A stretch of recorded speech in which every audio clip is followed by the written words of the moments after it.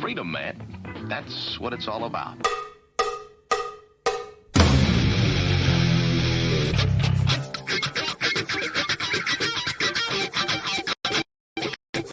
You've got to groove on freedom, like the good book says.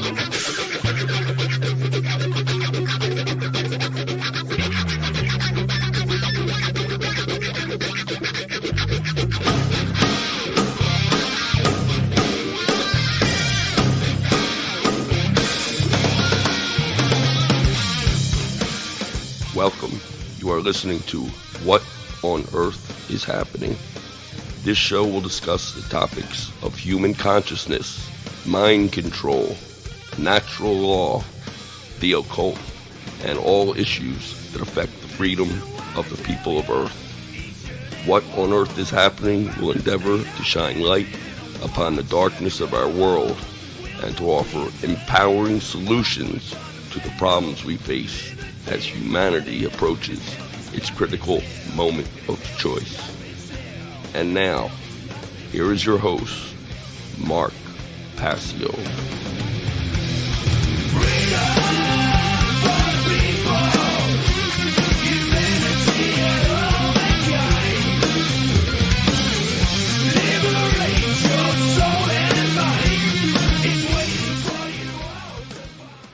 Welcome one and all, you're watching What on Earth is Happening. I'm your host, Mark Passio. My website, whatonearthishappening.com. Ladies and gentlemen, government is slavery. And here on What on Earth is Happening, we are ending slavery one mind at a time. Welcome and thank you for joining us, everyone. Today is Sunday, August 9th, 2020. This is episode number 234 of What on Earth is Happening. As always, I remind everyone, What on Earth is Happening is a series of podcasts, and it is cumulative knowledge, meaning that episodes covered in later episodes, information covered in later episodes, have prerequisite knowledge and information that must be understood from earlier episodes. This means do not watch or listen to the episodes out of order. If you are a new viewer or listener to the podcast, you should go back on my website, whatonearthishappening.com, and go to the podcast section and click the podcast link that says listen in order from show number 1. And you should listen from show number 1 without skipping around, in order at your own pace. And then an entirely new worldview will open up to you if you go through all of those podcasts and all of the information in them in order. So please, if you're new, this is not where you want to start. Okay?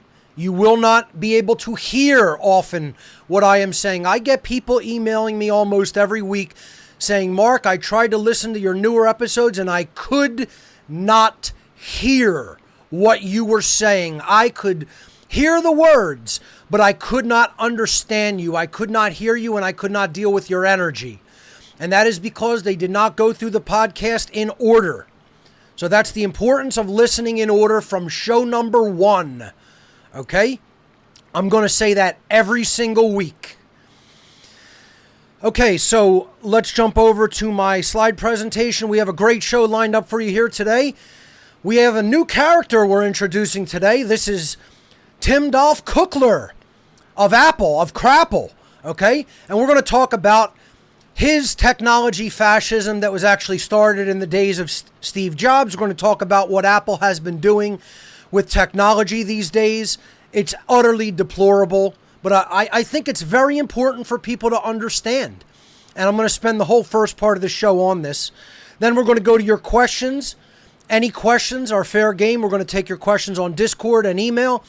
This is questions and clarifications in the second part of the show, part 4 of that ongoing series of questions and clarifications on anything that I have covered here on What on Earth is Happening thus far. A couple of housekeeping duties before we get started. You could donate to help complete my first ever documentary film called Mark Passio and the Science of Natural Law. We will hopefully be releasing this by the end of the year. There are 5 donation tiers at my gifts area of my website. 100% of all donations go directly to production costs.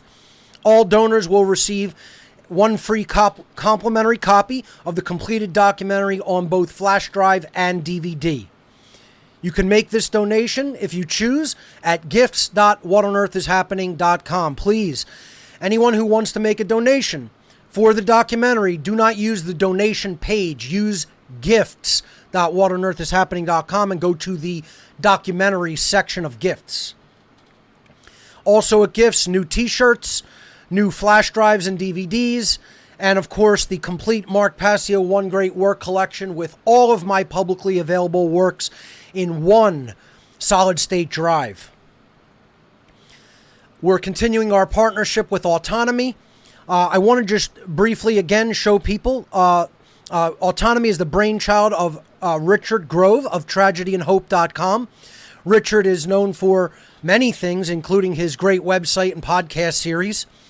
But he now runs Autonomy, which is a teaching class, sort of like a mentoring course that you can take to learn technological and life skills and business skills. And you could visit their website at getautonomy.info. People will recognize Richard Grove as the individual who recorded and edited my natural law seminar series. He got that out there to the public. So Richard is definitely a trustworthy individual, and I'm glad to be partnering with Autonomy for some technological help. I want to step out of the slideshow briefly and go to my web browser and just show you briefly where you can view the click-through banners. I just recently became an official affiliate of Autonomy. There's a banner at the top of the home page. You can click that to get the information about Autonomy's courses that they offer. And then down here on the left-hand side, there's a side banner where you can get their book called 19 Essential Skills for Success and read about what Autonomy has to offer through that PDF document. So that is our partnership with Autonomy, and it's going very well. All right, let's step back out of there, back to the slideshow. All right, we can jump back into the slides. How to become the true media. This is an old slide. It should say class number 6 is going to be this Tuesday, August, what will it be, 11th. So let me just correct that.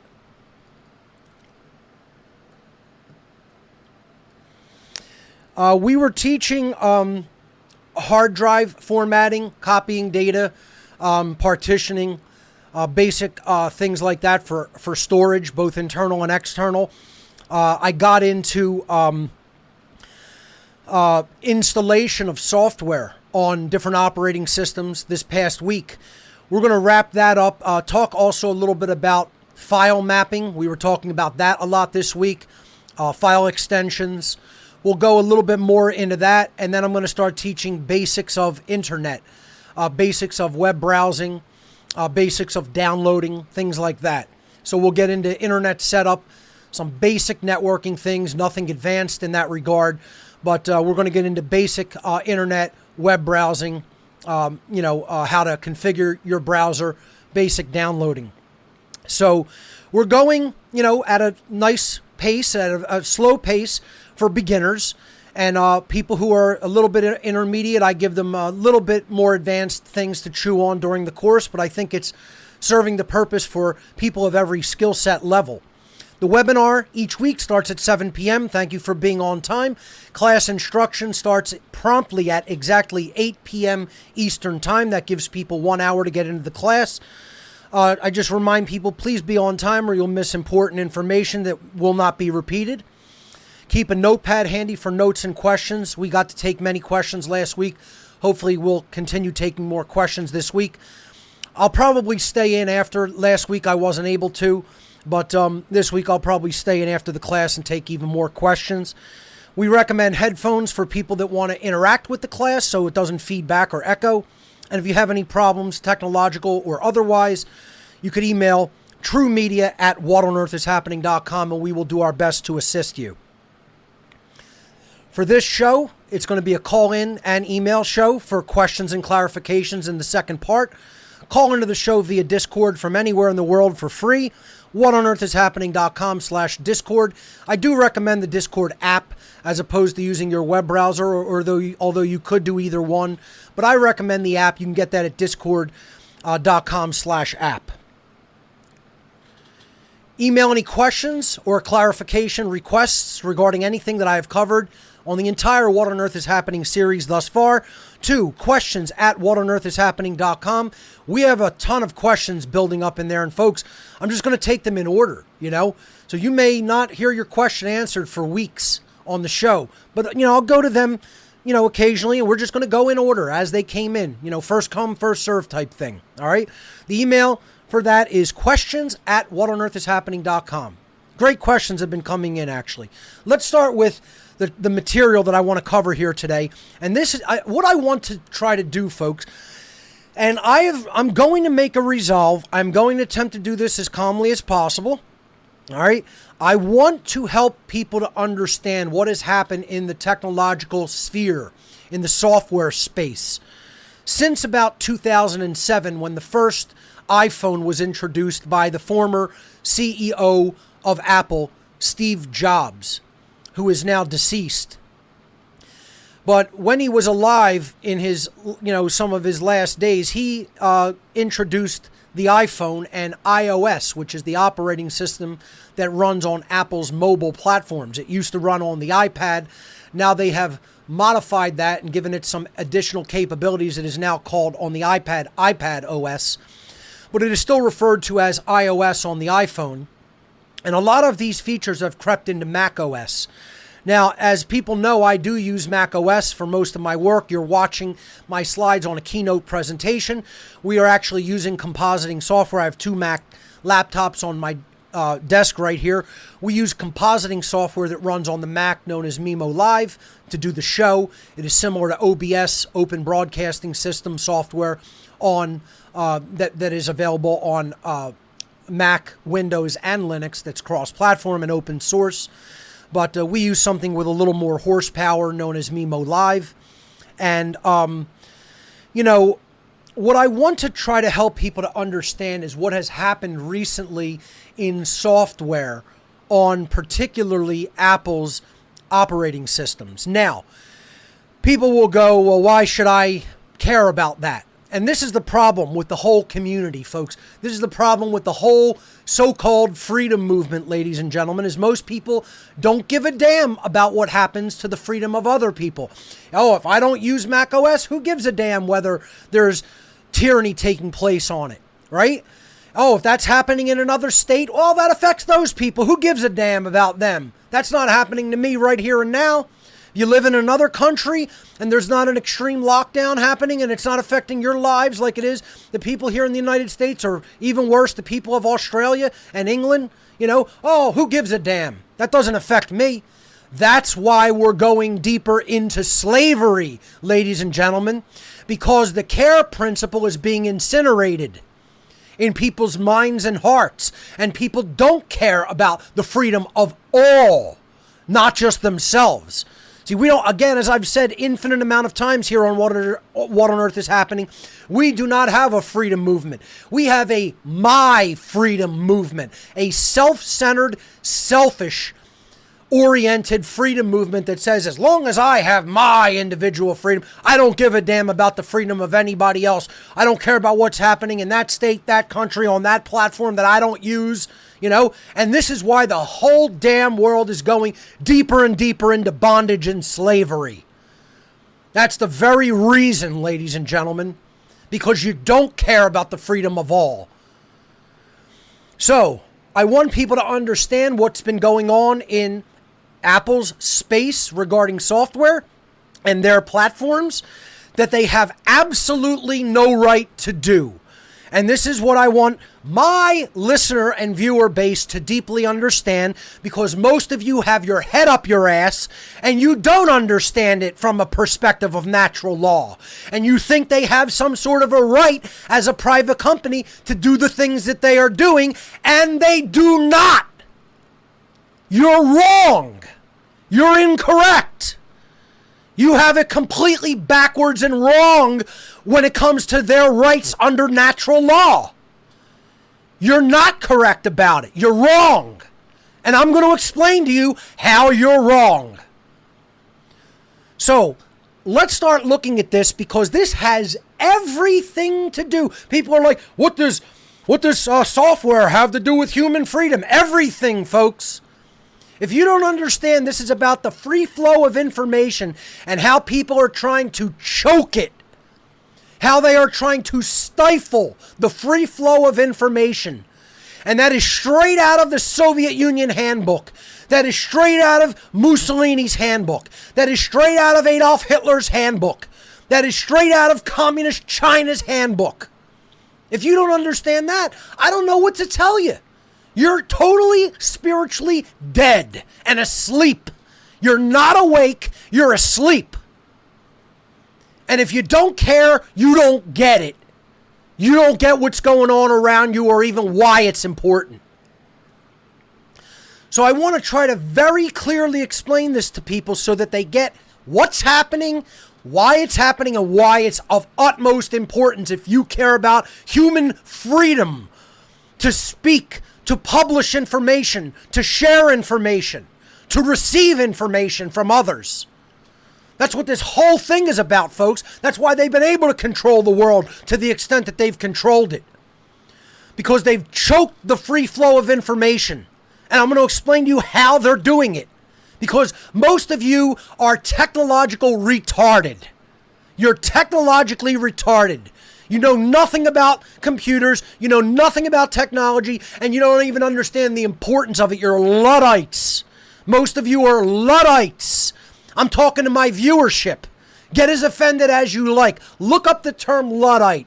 Vocabulary word of the day for some of the dross out there. Luddite. Ludite. Look it up. Understand what it means. Okay?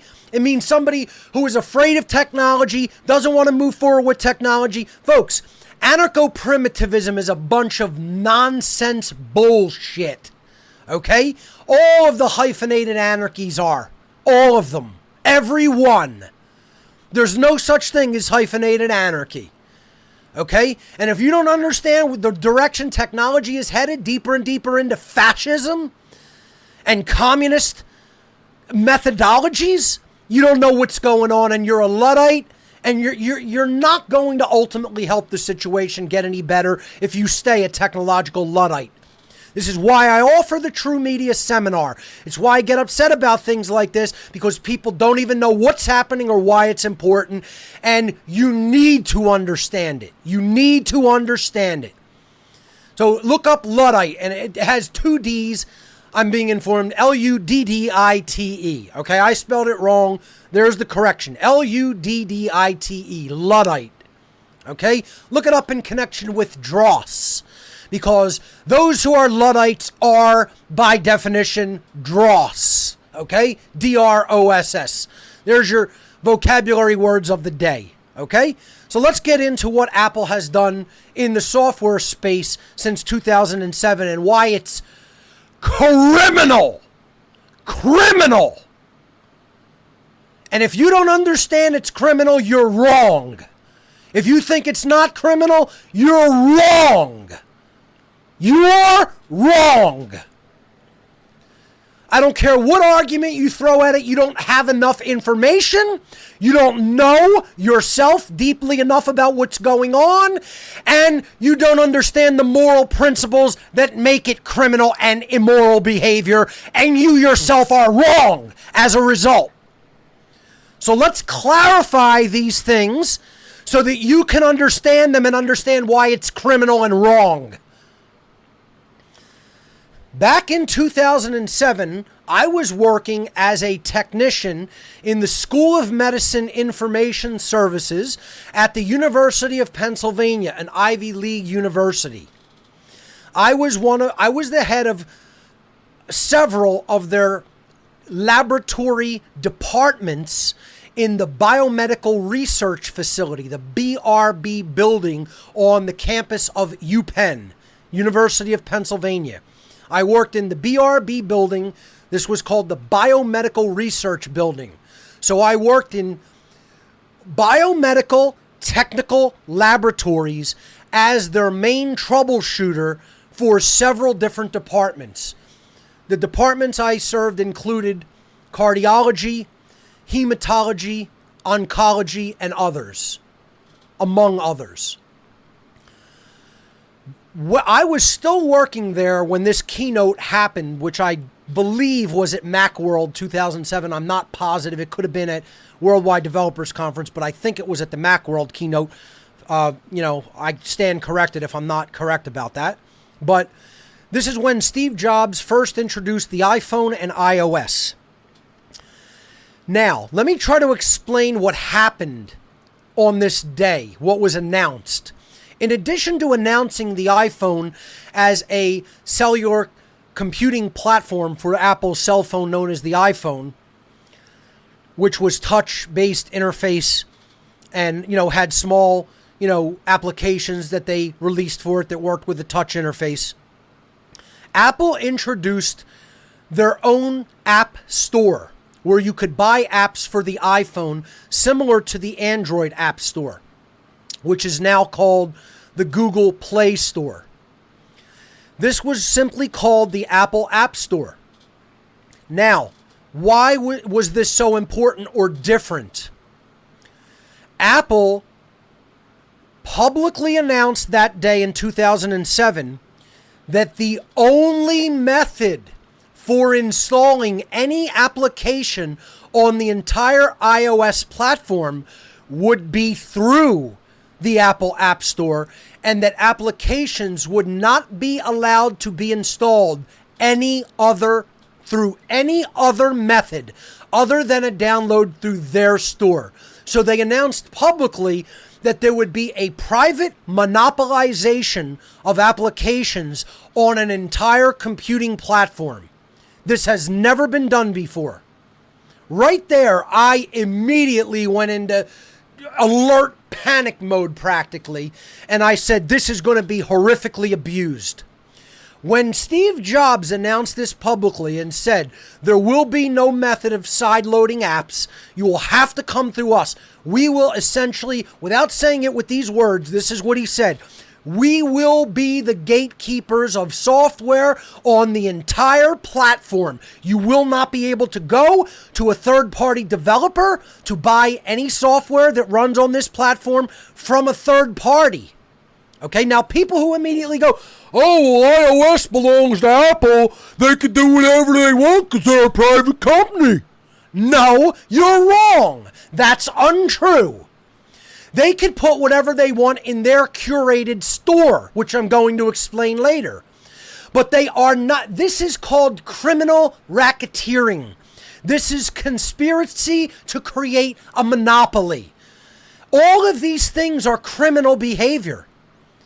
Okay? You are saying we are the gatekeepers of something that is public and then is bought and used by people in private hands. How dare Apple say I may not put something on something that I own once I buy it? Imagine this. And this is what assholes accepted as the new normal. And you're probably one of them, viewer, that is watching now. Or you're probably so ignorant you don't even know that this happened.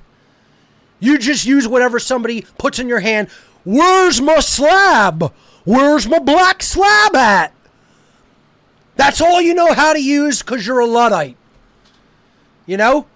Hand me my black slab and let me tap away with my thumbs.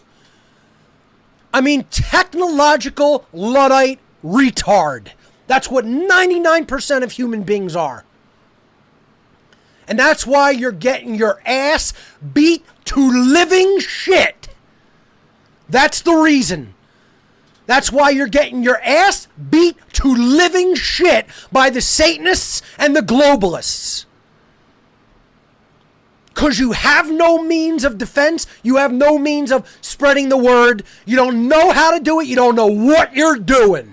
You're flailing away in the fucking dark, people.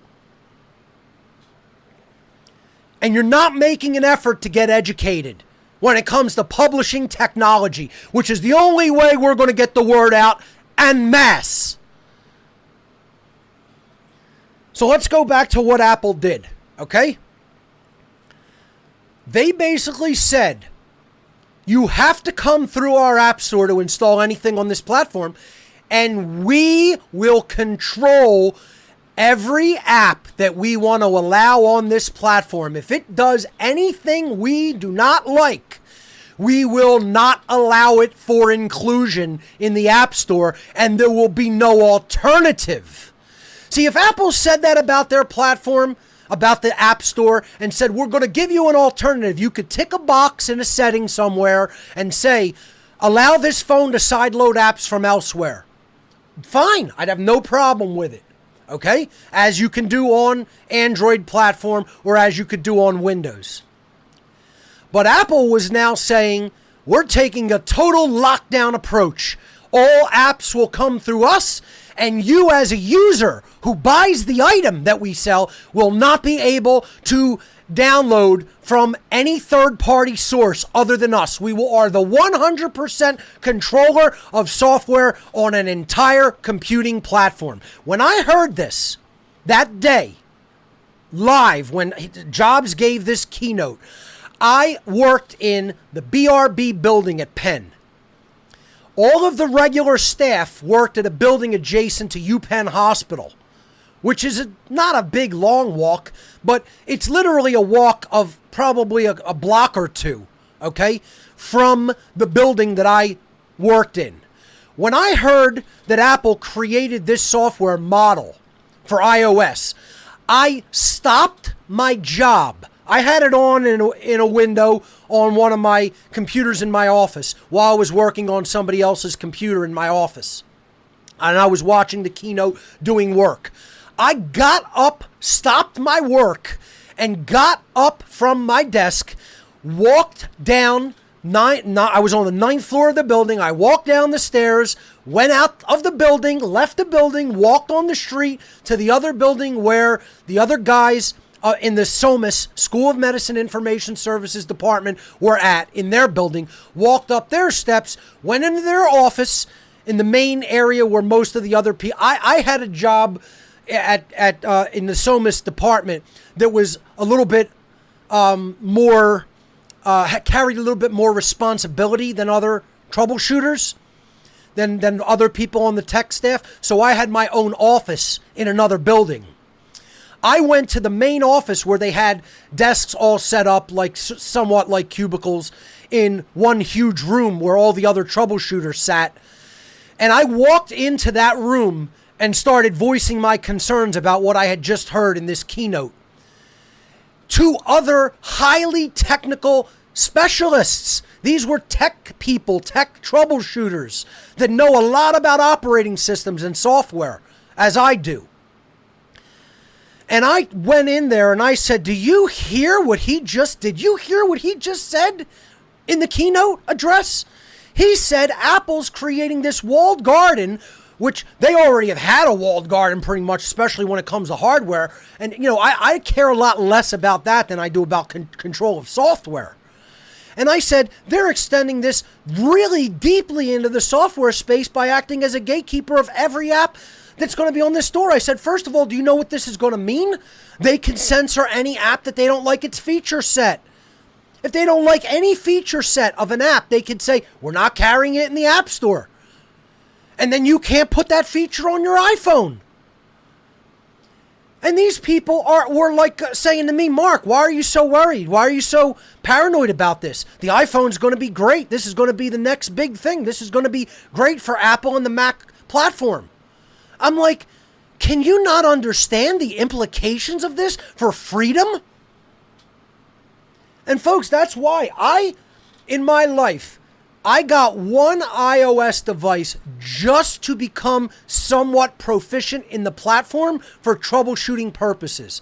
And I never used first of all, I never bought an iPhone, never will buy or use an iPhone because of this software model. I use Android for my phone, and I like Windows on a tablet device to run full Windows 10 on a tablet. That's what I prefer. I've said that before. On a desktop computer, I do prefer Mac OS. And there are reasons for that.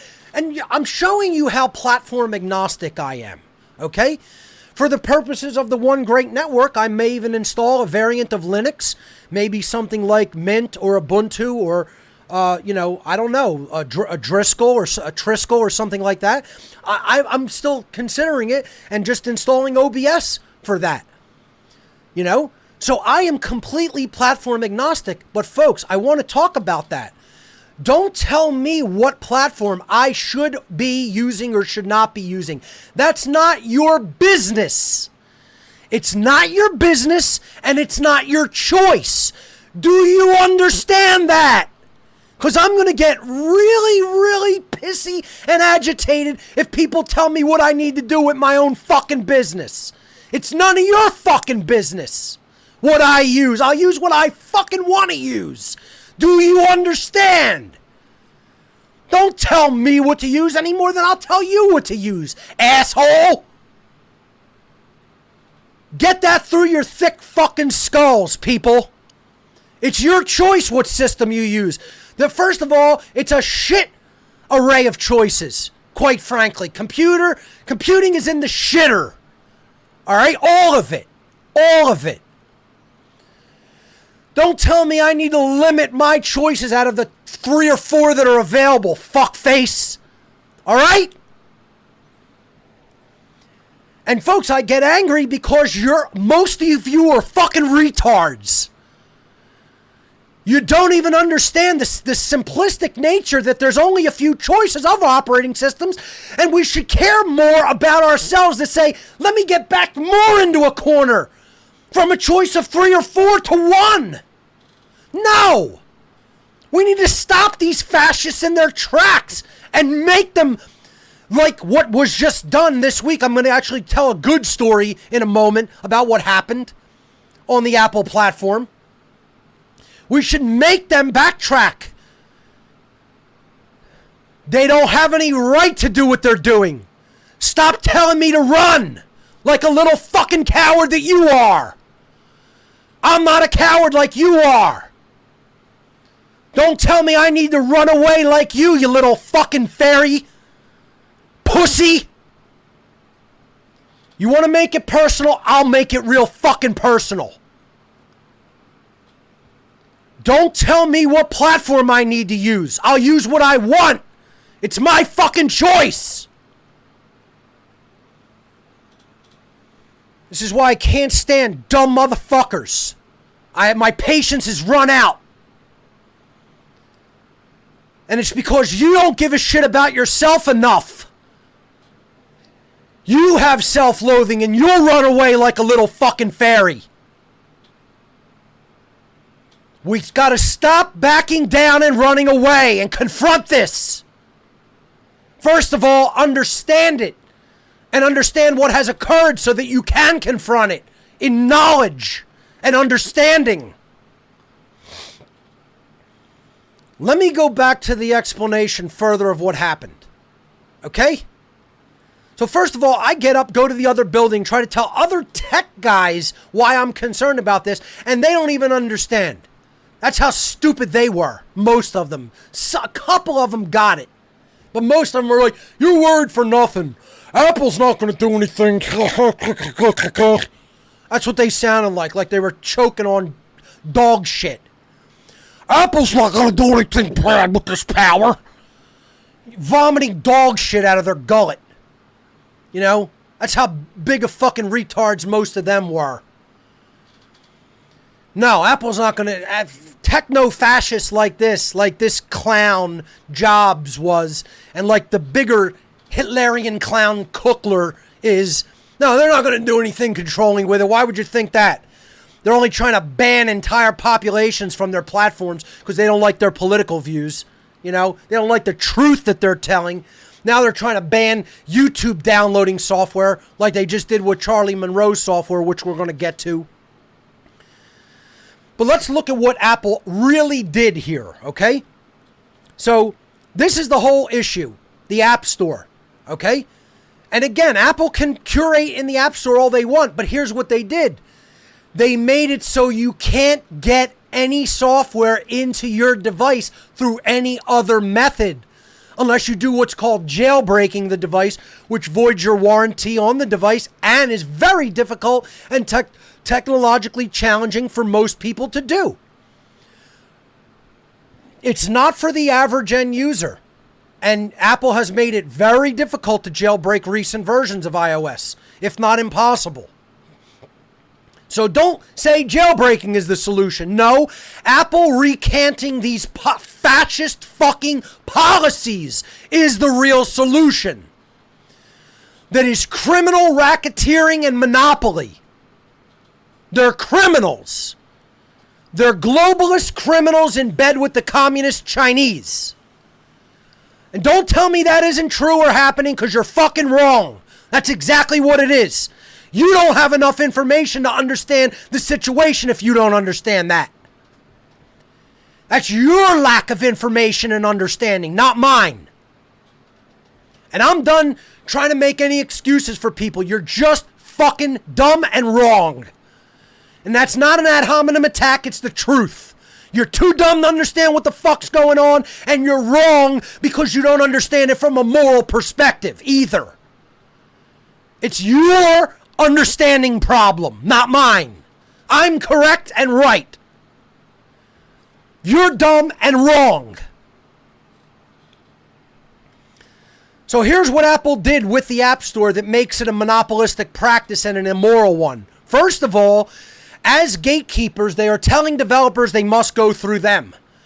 And therefore, no developer who writes an app for the iOS platform or iPadOS platform now can sell their app to the public unrestricted and unrestrained, as they used to be able to do on the Mac OS, and as developers can still do on Windows and Linux. They need Apple's approval on this whole computing platform. Could you imagine this? Could you imagine if Microsoft or the developers of Linux said to people, you have to get our permission before you write a program and release it to the public to run on their computer? Could you imagine? And people don't even understand that this happened. Most of you out there don't even understand this has occurred for 13 years. It's been this way on this platform for 13 years, folks. And you still don't understand it. And you don't understand why it's wrong. They take 30% on forcing people to... First of all, I thought developers were going to rebel against this practice for sure. I said developers are going to say, fuck Apple, I'm not writing anything for this platform unless they recant this policy. But no, they wrote it. They wrote the apps and sold them in the store and let Apple take their monopolistic absolute... This is criminal racketeering is what it is. Go look that up of what it is. It's racketeering.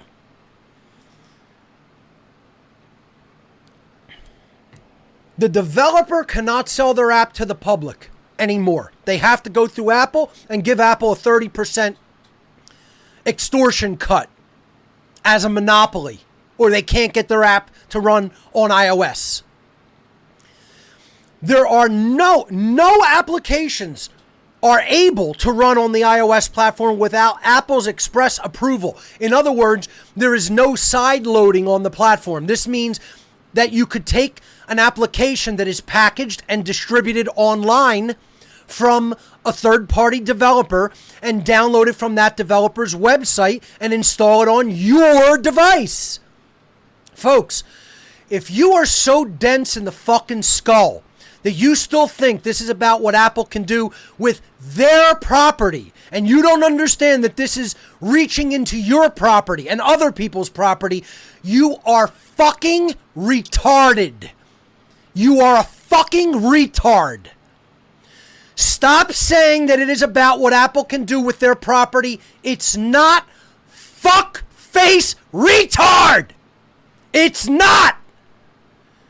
You don't understand because you're dumb. Learn what's really going on.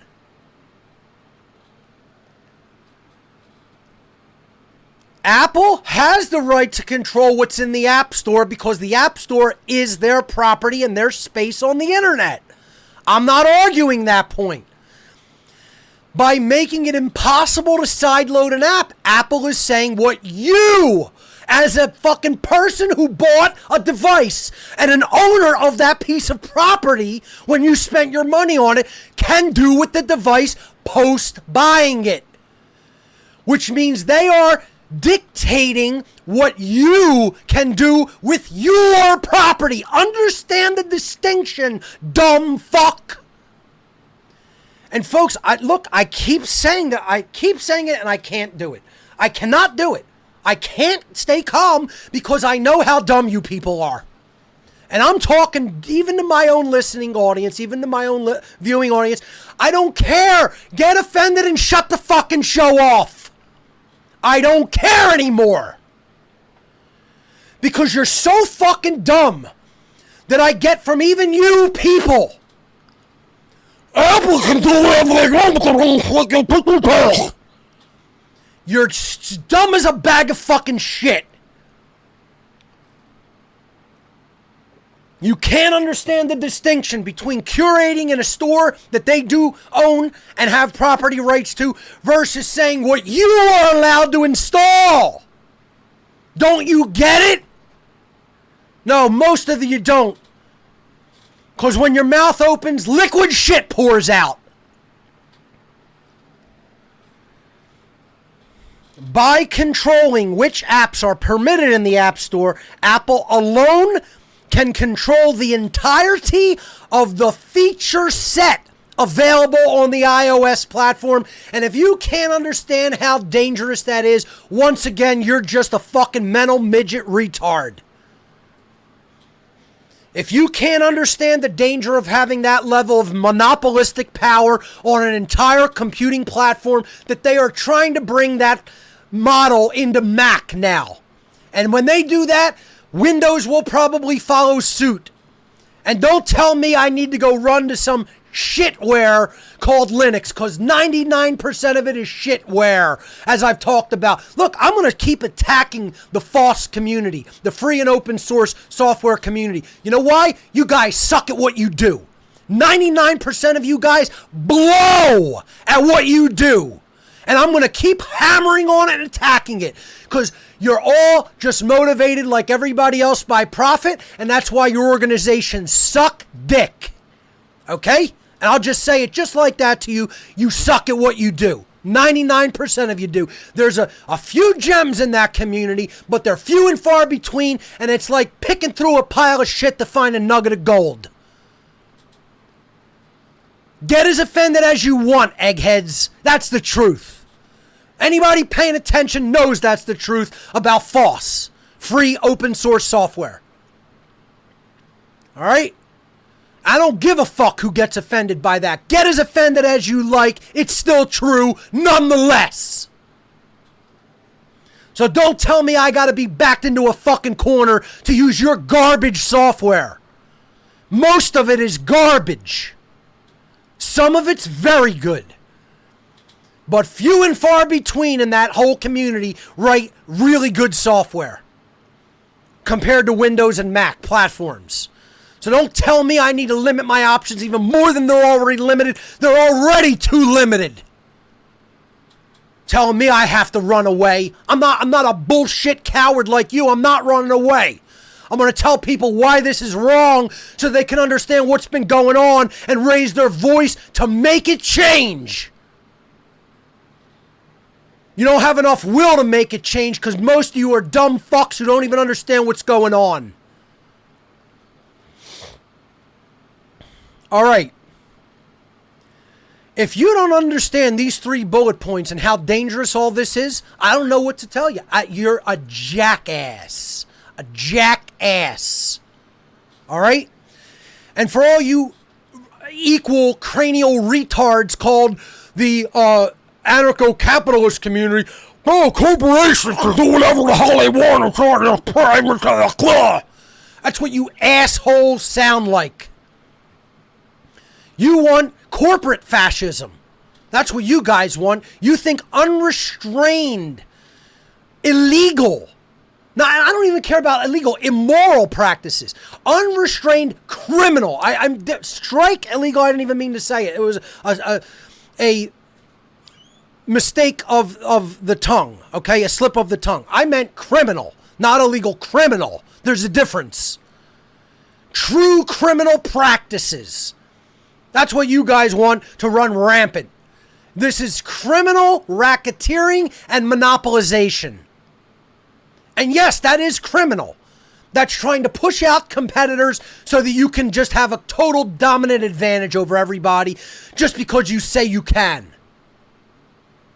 Because Apple knows that they would have competitors in the whole software field if they allowed side loading of apps. It's called having a weak position that you can't even defend. Your Apple, your little Nazi cowards. With such a weak position, you got to say, we're going to maintain a monopoly over the software available on our platform because probably people would write better software than you do, assholes. Look, and I'll tell you, I'm going to go so far. Let me get as extreme as this right here. If you agree with Apple, get the fuck off anything related to what on earth is happening. If you think Apple aren't criminals and what they're doing isn't immoral, I don't want you as even an associate, a person who claims to understand my work, get the fuck off my social media. Unfriend me now, or I will block you if I find out you agree with Apple. And that's the other thing. Companies either act as a utility platform, in which case they cannot censor, or they act as a publisher, in which case they can curate. What on earth is happening as a private publishing platform? That's why only I have say over what goes on that website. It's not a public area. I'm not making it available under the public. If I did and then started censoring, then that would be censorship. And don't tell me a private Facebook group that has a stated intended purpose isn't a publishing platform. That's the difference between understanding what's your own property and what isn't. It's a private publishing platform with a specific goal in mind. You want to have a free-for-all platform with no rules? Then if you start taking down things, that's called censorship. You say you want to have a freedom of speech platform available to people to put their own content on and be their own publishers on their own private space. That's what YouTube is supposed to be, Twitter, Facebook, and they're all engaged in criminal practices of censorship. And then you want to say, okay, they are private publishing platforms that can curate. Well, then they can't have the protection that they have about liability that government's currently giving them. You can't have it both ways. And most people don't understand that. I'm a private publisher. I can control what content goes on my publishing platform. Can you tell a book publisher what books to publish or not? No. So Apple has the right to publish on their own app store the apps that they want. Do they have a right to monopolize? I don't believe that they do. That's criminal. To say, oh, you must come through us. That's called criminal racketeering and monopolization. That's an actual crime against competition. On an entire, something as important as a publishing platform, which is a computing platform that can create and distribute information. No one company should have that power. Or you are a corporate fascist. And no, I'm not a socialist or a leftist. I'm not a Marxist either. But if you want to tell me any company should have that kind of fascist power in their hands, I think you are an immoral criminal yourself for even advocating it. You are aiding and abetting immoral criminal behavior if you agree with Apple on their policies. And if you don't understand it, you're dross to me. I don't need you. I don't want you. I want people gathering who understand and agree with what I'm saying. Do you understand? Idiots out there. I don't want your association. I want the strong, intelligent, willful people that are going to move forward and let the rest fall to the wayside, because when those people step forward and activate, they'll do incredible things, and the dross will always do nothing. Because that's all you are, and that's all you ever will be. And we don't need you. So understand these bullet points and how dangerous this is to any platform. Imagine if Microsoft was doing something like this and saying to developers, and they're starting to implement some of it, but imagine if they were saying, you must come through us to write a piece of software and distribute it on Windows. Imagine this. I mean, like I was saying as an example, imagine if they went to Intuit and said, well, Quicken and QuickBooks can't run on the platform anymore just because we say so. We don't like the feature set, so we're banning it from the platform. You got to come through us now. How many businesses use software like that they would be affecting, that bought it from the third-party developer? Could you imagine? And this is essentially what Apple does every day since 2007 on this whole platform. Oh, you could say, don't use it. I agree. Don't use iOS. I agree with that. Until Apple reverts away from this criminal, racketeering, monopoly policy. But there's more to the story that you need to understand. So see, on Android, the whole situation is different. Because all you got to do is go into the security settings in Android and tick this one box right here. You tick this box right here under unknown sources. You just turn that on. Allow installation of apps from sources other than the Play Store. Why can't Apple just build a setting like that into iOS? They don't want to. Why? Because they know that they are going to participate with the coming censorship. This was planned. And that's what they've been doing wholeheartedly. Censoring people hard because they're rat fuck communists and rat fuck Hitlerian type fascist Nazis. Doesn't matter what uniform you have on. Doesn't matter whether you call yourself left wing or right wing of the same bird of vicious, devouring bird of prey coming for everyone's freedom. It's all the same when it comes down to what it's going to result in the end, which is called human slavery. All you got to do, folks, is hit unknown sources on Android, one little checkbox. Okay? So fine, people. If people are paranoid and you want to Google or check everything like you, like a little mommy bird taking things in their beak and regurgitating it into your gullet, you could use just the Play Store apps if you're that like much of a shit little baby. Shit diaper baby. Go ahead. You know, everybody's saying, oh, this is for your own safety. It's so malware. It's for malware. So malware doesn't get into your computer. I don't want malware in my phone, so I don't want to take any chances. Little shit in your diaper, baby. For the adults among us, on a mobile device, we'll just tick that box and be done with it. And then download whatever we want. And then it's our responsibility, which is how it always should be anyway. It's my property. I'm responsible for the safekeeping of it. I'm responsible for the maintenance of it. We went over that ad infinitum. What makes something your property? Lawful acquisition under natural law. You are the keeper of it, the maintainer of it, and you're responsible for it. The end. That's it. You get to determine its usage. That's the other point. So Apple is saying, that iPhone or iPad isn't your property because you don't get to determine its use. We do.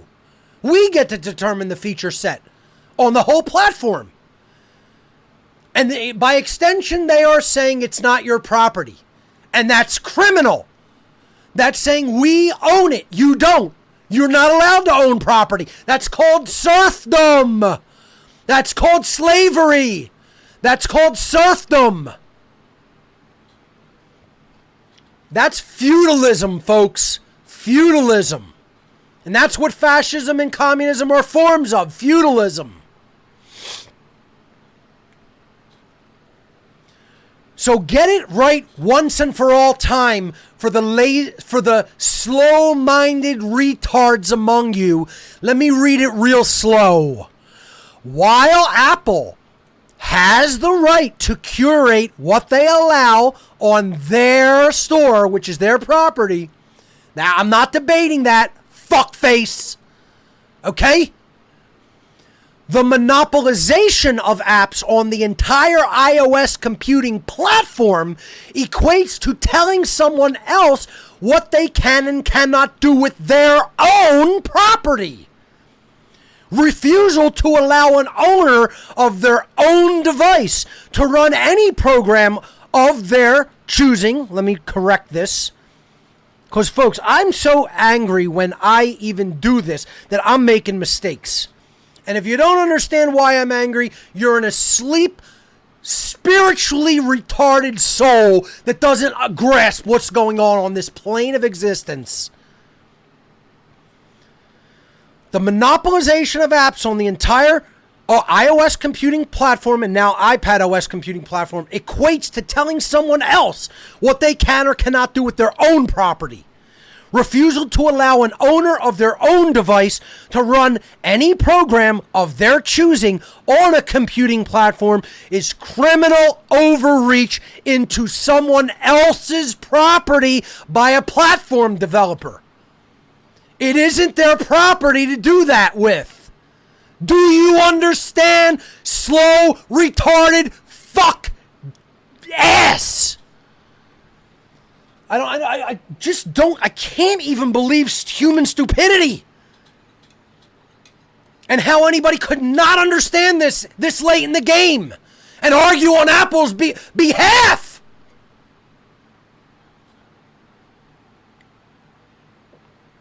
People don't know their rights. You don't know right from wrong. That's the problem. Because you're just as much fucking trash as they are. 99% of you.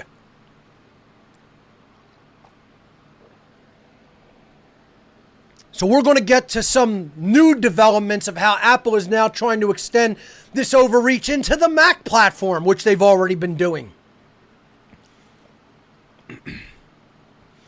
Folks, I don't care what else you call it, but I'm going to call it what it really is.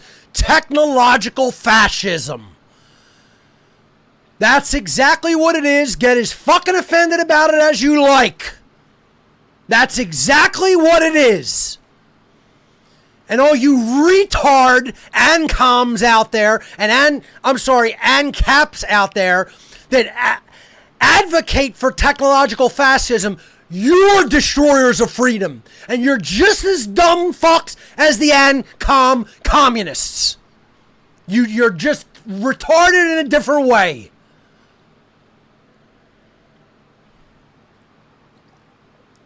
You got a different brand and flavor of shit in between your ears. That's all it is. A lot of you don't understand natural law. You don't know what's right from wrong. Because your rat trash parents never taught you right from wrong. Now here's our new poster boy. Tim Dolph Cookler. You rat trash Nazi scumbag. This is what you are, Cook. You're the modern equivalent. You're the digital Hitler. That's what you are, you rat fuck. Yeah, Heil Cookler. That's what all the people in the cult of Apple are. Folks, I use iOS for a couple of reasons. Not iOS. I use the Mac platform, Mac OS, for a couple of reasons. I started using it when Gil Amelio was the CEO of Apple, or Jill Amelio, however you pronounce it, okay? When Jill Amelio was the CEO, let me tell you something. That guy morally ran a business. You could say whatever else you want about the guy. He was a moral CEO. For anybody that paid attention back when Apple in its floundering days, before that rat fuck Jobs came to the company and headed it directly into the fascist direction. If you think Jobs was bad, Cook is infinitely worse. Infinitely worse. And he's in bed with the Chinese communists. Right in bed with them. Working to institute all their censorship policies and bring them here to the United States. And if you don't think that, you're a dumb motherfucker. A dumb motherfucker. Put him in Stalin's outfit, it wouldn't matter, it's the same thing. Put him in Mao's outfit, it wouldn't matter, it's the same thing. It's the same end result. He's a totalitarian control freak. And Cook, you're a totalitarian control freak because your rat fucking parents fuck you up, boy! And I'll tell it to you just like that. You have self-loathing issues. You hate yourself, punk. You hate yourself, punk. You don't know what freedom is and you don't care because you hate yourself. And your parents raised you to be a self-loathing punk little bitch. And because nobody told it like that to your fascist, communist ass face, I'll say it like that to your face, punk bitch. You're a self-loathing little mini Hitler. You're a piece of trash and your parents were trash. Your rat fucking parents were trash, Cookler.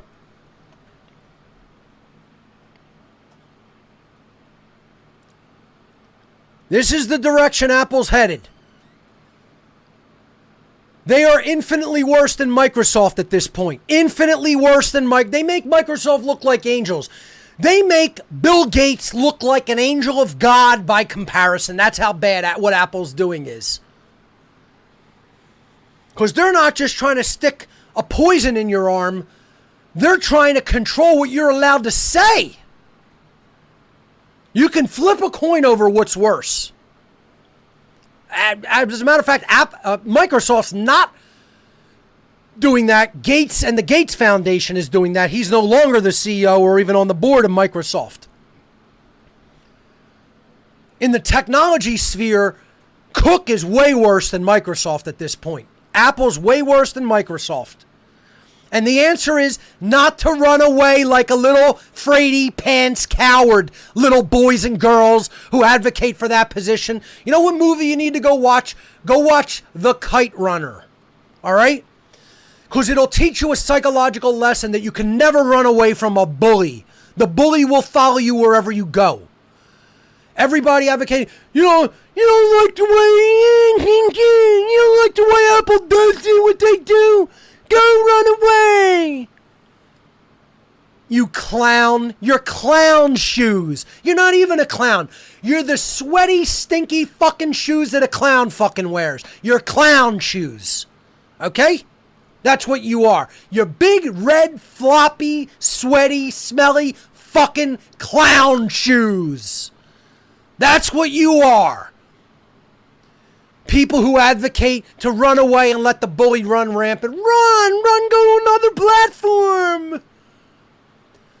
I don't care who you are, how you are connected to me. Get as fucking offended about it as you like.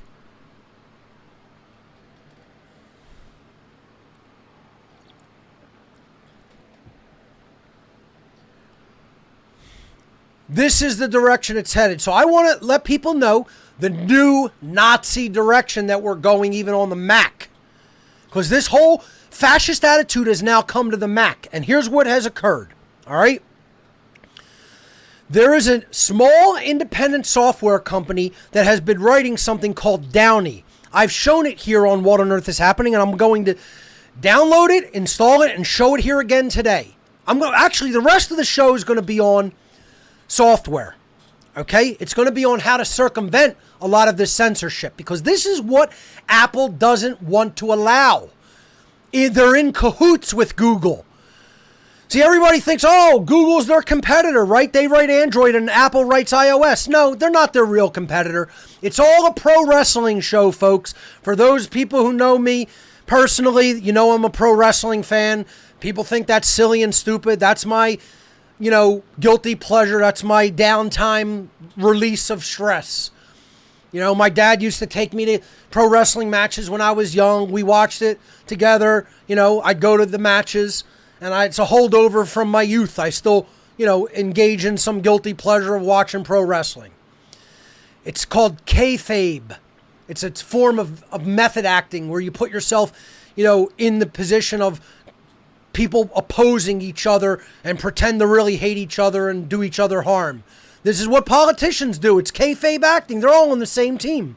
Apple and Google are ultimately on the same team. Behind the scenes, they're sitting back drinking beers. After the pro wrestling match is over, the outcomes are all staged. They do a lot of very real risks, and their bodies take very real abuse, So it's not all, quote, fake. Things that they do to each other are real, but the outcomes are all staged. They do it so as not to seriously maim or hurt each other, and it takes a lot of practice and skill. And that's the artistry in it that I can appreciate. The suspense of disbelief, the suspense of reality temporarily, and, it's some mindless entertainment for some fun. They don't really seriously try to maim or hurt each other, and after the matches are over, they all go out together and, have a good time. Well, that's what Google and Apple are acting like behind the scenes.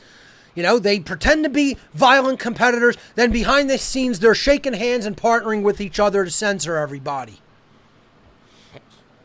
So Google owns YouTube. YouTube is the biggest video sharing platform on earth.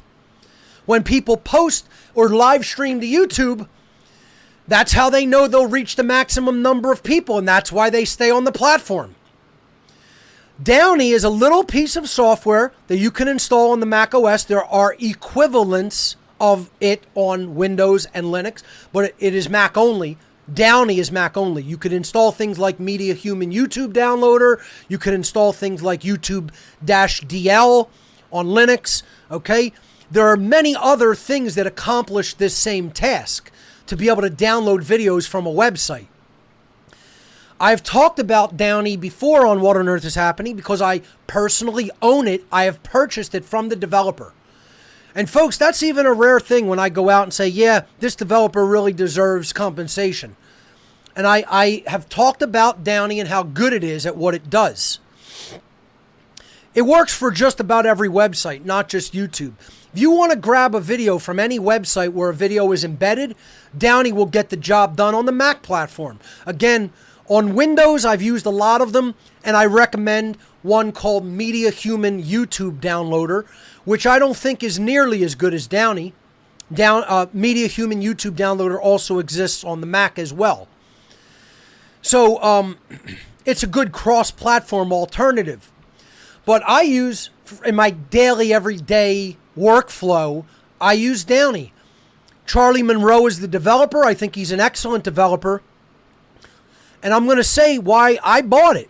It's because if I think a piece of software works better than other pieces of software of its ilk, I will buy it. I do that rarely because, quite honestly, I think most modern software is shit. Just quite frankly and honestly, I think most developers don't really put a lot of artistry into their software, quite frankly. I think a lot of you guys think you're doing a good job and you suck at what you do. Charlie Monroe, on the other hand, is one of the rare gems. And I'll publicly come out and say, I receive no compensation or kickback. I'm not advertising. I'm just telling you I use it personally. Okay? And I'm telling you why I think he's a good developer. I think he puts care into his software. He adds features that are requested by his users. He updates the feature set. He fixes the bugs. And here's why he's really good that most people don't do. His software takes advantage of multi-threading excellently. And most developers don't know how to do that. And that's why their software is slow, sluggish shitware. And that's why Downy is ultra fast. And it's the best at what it does. The end. You want to show me a piece of software that does what it does better? I challenge you to do it. This is best in class as far as I am concerned. And that's why I use it every day. Do you know how many videos I have pulled down from the internet with this piece of software? From every conceivable website. All right? And that's why I paid for it, because I think the developer deserves compensation in an instance like this, because he's an artist at what he does. He takes pride in his art, as people should. And most people don't. They rush things out, and it's shitware, and they think, oh, well, I made a piece of software. Give me money for it. Most people's software is shitware. This guy knows what he's doing and takes pride in his art. So That's why I think he deserves compensation. So I want to tell you what happened with his software because, first of all, most people don't know. Second of all, the only reason it is still even functioning is because people made a ruckus about what happened. And there was a huge outcry in the developer community this week, as there should be. And well done. That's all I have to say to the development community, to the software community, to the Mac community. Well done.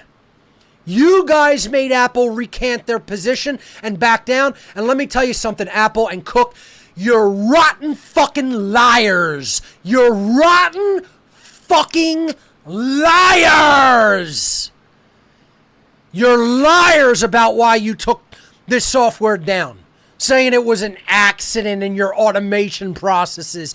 You're rat fucking trash lying scumbags. Nobody believes you, including, I guarantee you, I don't know him personally, but I guarantee you Charlie Monroe does not believe you that this was an accident. You're rat trash fucking liars. All right? And that means you, Cookler, you Hitlerian piece of trash. You're a lying bag of trash, Cook.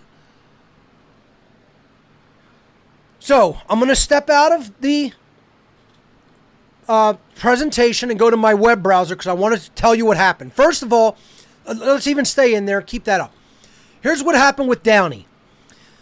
Downy is a third-party piece of software that is available in the App Store, but it is also available on the developer's website. Or it might not even be in the App Store. It might just be on the website. Apple has instituted something called digital code signing, where you can tell basically the Mac OS that you are a trusted developer that has a code signing certificate from Apple. Now, all this means is that your software is basically approved to run on the Mac platform and that it's not malware. If the developer chooses not to do this on the Mac, somebody has to they have to disable what's called Gatekeeper on the Mac, and that's actually the name of the software Apple built into their platform, called Gatekeeper. You have to disable that, which I'm going to show people how to do today. Folks, we're going to get a little technical here on what on earth is happening, and this is even an advanced thing, okay? But I'm going to show you how to actually disable Gatekeeper on your computer. I'm going to show you Downy. I'm going to show you Library as an alternative uploading platform for videos, because this is all about censorship. This is all about what big tech wants to allow you to say and to publish. All right? This is part of the ongoing war that we are in for freedom of speech, which is ultimately a spiritual war. So, I own Downy. I bought it directly from Charlie Monroe on his website. I paid via PayPal. I got the activation code and installed the software. So I own it. I've bought it. It's my property that I run from a third-party developer. Nobody has the right to tell me I can't run that app on my computer, which is my property. Stop telling me Apple's allowed to disable software on my own computer. It's my property. I will run what I choose on my property. I am the one who decides what goes on my machine. Not you, Cookler. And not you other asshole ANCAPs who think that this isn't criminal behavior. Saying Apple has that right. No, they don't. You're wrong. You guys need to understand what property means, fuck faces. You think you do and you don't, because you're dumb bags of fucking shit for brain fucks. I'm sick and tired of hearing your assholish argument that Apple has some right to do this because they're a private company. Yeah, well, IG Farben was a private company, and did they have every right to do what they did in the Third Reich? All the companies that run communist China are privately owned companies too. Do they have every right to do what they're doing in the communist regime? You're assholes. You got your head up your ass. Get your head out from up your ass, asshole.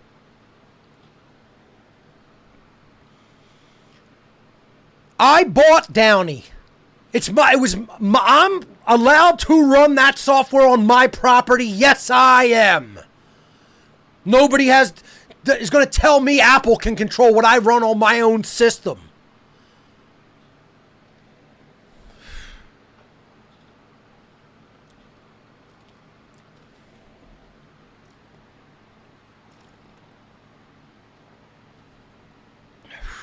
Got to get some nutrition in me too, because I do these shows and put all this together, and we do all this setup, and I forget to even eat and get good nutrition into me. Thank you. Thanks to Josh for the smoothie again. Josh is our camera and lighting guy. Does a great job, makes a mean smoothie. I probably have it all over my mustache now. Anyway. So I bought this software because I think it's best in class. All right? I wake up one day this week and I am greeted with a message when I try to open Downey and download a video that I needed and I wanted to put on the ARC drive. And Downey's a warning comes up saying, this software is malware and can damage your computer. You should move it to the trash. I was using it at 11 p.m. the previous day. 11 p.m. the previous day. I was downloading YouTube videos with this piece of software. And then the very next morning, it throws up a dialogue saying, this is malware. You should move it to the trash. Now, let me explain what happened. Apple and Google, who are in cahoots with each other, must have decided we're sick of having this piece of software around that's been around for a lot of years now that easily allows people to grab YouTube videos off of YouTube, download them easily and fast, store them on their own computer, and redistribute them when YouTube bans them so that they can be easily redistributed to any other platform or website. Google and Apple don't want that functionality on any computer. They want to make that impossible if they can, because they want Chinese and communist and fascist style censorship.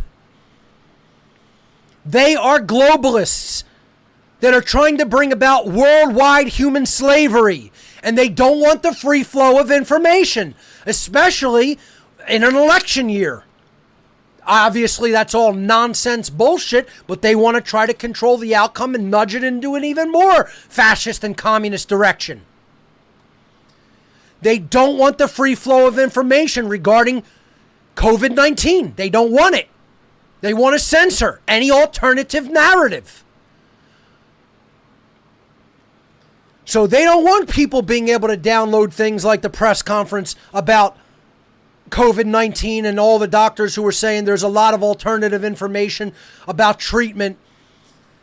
They want to take that down from YouTube and they want it gone forever, and they don't want anybody to be able to re-upload it to other channels. They don't want anybody to be able to re-upload it to other platforms. They want it censored and gone from the internet once their algorithms target it for censorship. Downey is a piece in the puzzle that makes it possible to grab information from one platform and redistribute it to multiple other platforms. And that's why Apple and Google are not interested in Downey's existence. They want it gone, ultimately. And mark my words, folks, this won't be the last you hear of problems about this app and any other apps that do the same thing. They want the feature of being able to grab a video before it is censored removed from all platforms.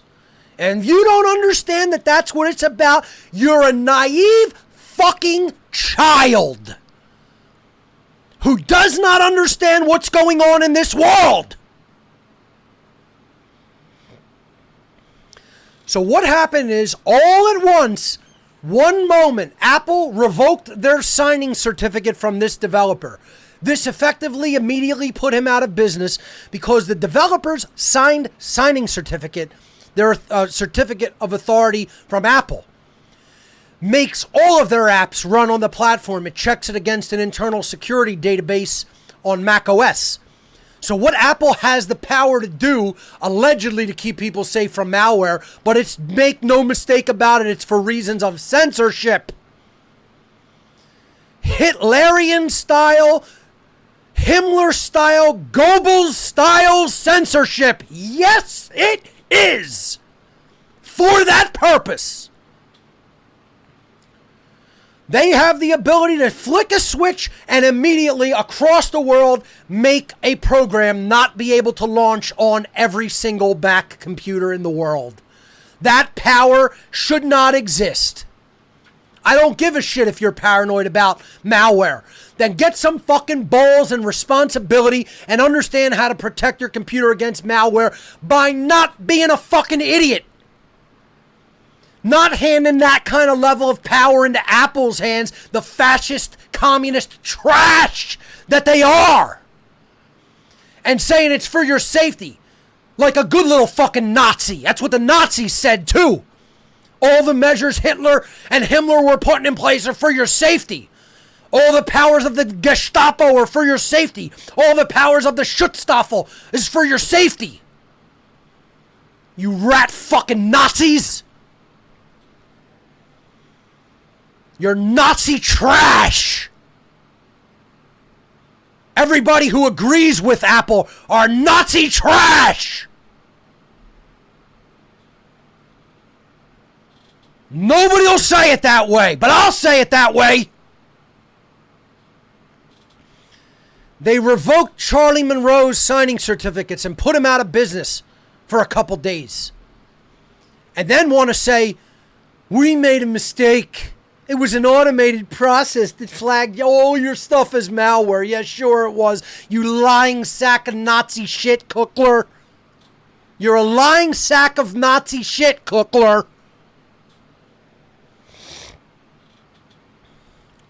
So, let's step out and have Charlie Monroe explain it himself. I'm going to go to his blog and he'll explain it. So let me step out of my presentation and go to my web browser.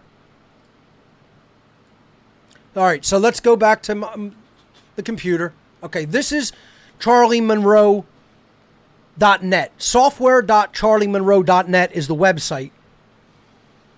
So it's software.charliemonroe.net. Software.charliemonroe.net.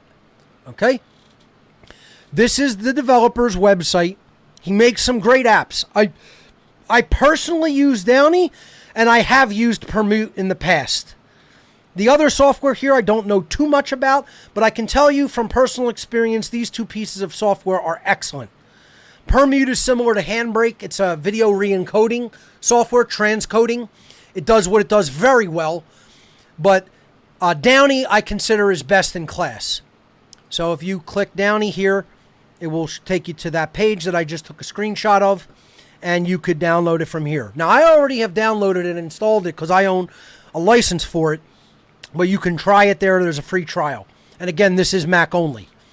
On Windows, I recommend Media Human YouTube Downloader. On Linux, at the command line, you could easily install YouTube-DL, and you're kind of off to the races with those two pieces of software on other platforms. For the purpose of this, I'm simply talking about the Mac platform. Again, which is my platform of choice, and that's my right. And no, it's not just, oh, go use something else because fascism is creeping in. This is the same thing as saying, stick your tail between your legs, you ballless coward, and go run to another country because fascism is taking over America. No, I will not. I'm going to stand and fight. I will not run with my fucking tail tucked between my legs like a little pussy fucking dog. You do that, coward! Don't tell me I must do that!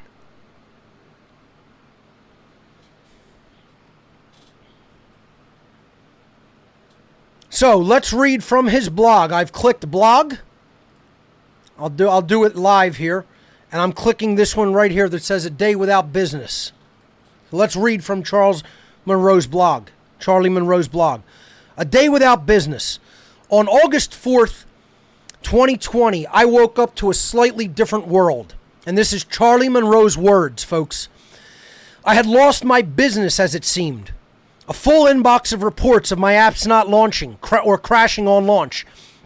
And after not too long, I found out that when I sign into my Apple developer account, I can no longer see that I would be enrolled into Apple's developer program.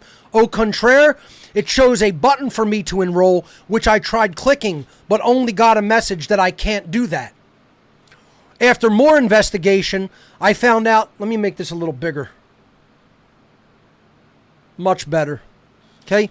After more investigation, I found out that the distribution certificates were revoked, evidently by Apple, as no one else has access to them, and I was sound asleep when all this happened. Each macOS app these days needs to be code signed using an Apple-issued certificate so that the app will flawlessly work on all computers, meaning all Mac computers. When Apple revokes the certificate, it is generally a remove kill switch for the apps. I got really frightened all of a sudden. No user was able to use my apps anymore, and this means all of his apps, not just Downey. Though interestingly, I was able to connect my app to my App Store account, and my apps were there and working. Anyway, there is, to my knowledge, no hotline for developers that you can call. As it was 7 a.m., all times are CET, Central. Apple's, I guess, I don't know, is that Central European time? So I'm not really sure, but I think that's what it is. Apple's contact form only showed the option to send them an email, so I did. At 9 a.m., with my teeth grinding, I went for the phone option where you leave a number and they call you back. They didn't. Of course not. This was done with no warning, folks. They never sent Charlie an email. They never called him, nothing. And when he tried to get in touch with them, no response. At this point, you no longer know whether you have a business or not. Should I quickly go and apply for another job, or should I try to find another company and distribute the apps under it? What should I do? The most damaging thing to me is the message shown to the user. Let me even blow this up further so people can see it. Sorry. There it is. This is what I was getting on my own computer, folks. Downey4.app will damage your computer. You should move it to the trash. This file was downloaded on an unknown date. Report malware to Apple to protect other users with the checkbox checked. This is the message macOS shows to all users who try to launch my app. That it will damage their computer with a checkbox to report malware enabled. The average user immediately goes nuts. The average user has no idea what happened. As soon as this happened, folks, I immediately knew Apple had revoked the signing certificate for censorship reasons because of Downey. Not because of any of his other software. The issue here was Downey being able to download from Google's YouTube platform so that you could take videos that Google deems censored and redistribute them. Make no mistake about it. That's the reason. As soon as I got that message on the morning of August 4th, I immediately knew what happened. And then you know what I did? I ad hoc code signed that shit and it reopened for me. But good luck. 1.5 million people know how to do that. All right, because I'm a tech head and I know how to do that. So I just ad hoc code signed it, you know, boom, with the developer tools, and it reopened. And then I'm back in business using it. Almost every user probably just panicked and put it in the trash because they don't know what the ad hoc code signing even means, let alone how to do it. All right? So back to this blog. I fully understand that the entire idea here is that Apple can remotely kill malware and to keep the user on the safe side. But can't they differentiate between individual cases? Can't they add revocation reason? And in case they just revoked the developer's certificate for non-malware reasons, show something along the lines of, this app needs an update from the developer. Please contact the developer. Why not? I really find the above borderlining on slander. Charlie, you're absolutely right. And as a matter of fact, it's beyond slander. This is criminal racketeering. This is criminal conspiracy. This is criminal monopoly. And it is slander. Absolutely. Continuing with Charlie Monroe's blog post. On top of it, I lived in fear of what's coming next. Imagine coming to work and all your stuff's in a box on your desk. No one telling you why, but tells you to hang around and hope. This is really hard emotionally and very stressful. Fortunately, possibly thanks to the traction the story got. And that's exactly it, Charlie. That's exactly it. This story got a lot of traction in the Apple community, in the developer community, in the Mac OS community. Absolutely. I posted it all over my social media. Folks, I very rarely post technology stories. I very rarely post anything on my social media other than things I myself am doing. But occasionally I think something is so important when it comes to freedom of speech, I will post it. And this is one of those times. Okay? And, occasionally I will post things that other people doing the great work are doing because I think it's so important what their project is that I'll post some things that other people are doing. Mostly, I use my social media to alert others as to what I'm doing to further the great work. And that's all my social media is generally used for. In this case, I used my Facebook and Twitter accounts to make people aware of this ongoing situation. And let me tell you something, a lot of people shared this news in the whole software community. And good on you guys for doing it. Good job. Good job. This is called spreading the word and making people aware of what's happening when rat, fascist, trash Nazis are doing their rat, fascist, trash Nazi business. Because that's exactly what was going on. And we got them to back down. This is actually a success story. All right? So, continuing with Charlie Monroe's blog. Fortunately, thanks to the traction the story got and all the support from everyone I got, for which I am infinitely grateful, after almost 24 hours, after 10 p.m., I got my account reinstated. And I'm going to read his original writing because this is very true. Then Apple finally did contact him with a bunch of bullshit lies. Bullshit lies. You're a fucking liar, Cookler. You're a fucking liar, Cookler. Without a word, I got my account reinstated without a word from Apple. No, hey, sorry, an intern tripped over a wire and unplugged a server or something similar. Nothing. No apology.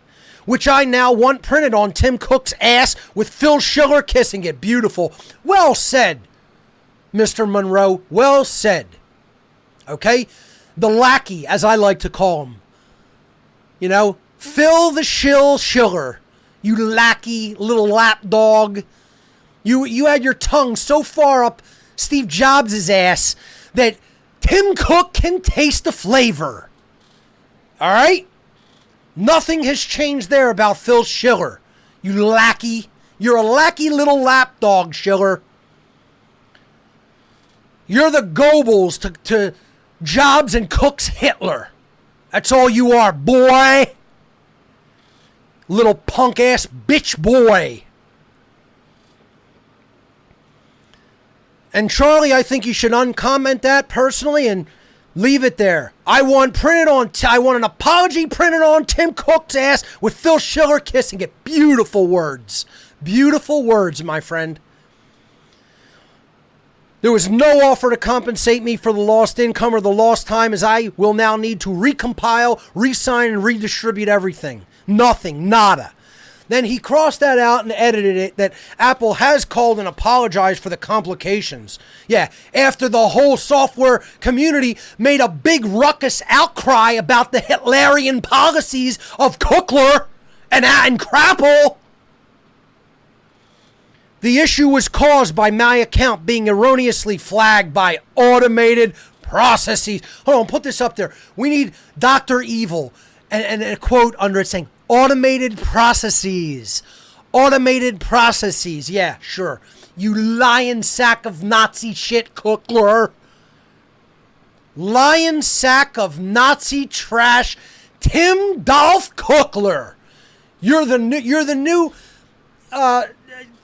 comic piece of trash character on this show. Although it's really very serious, but you deserve to be mocked like the little loveless Nazi you are, you trash fuck.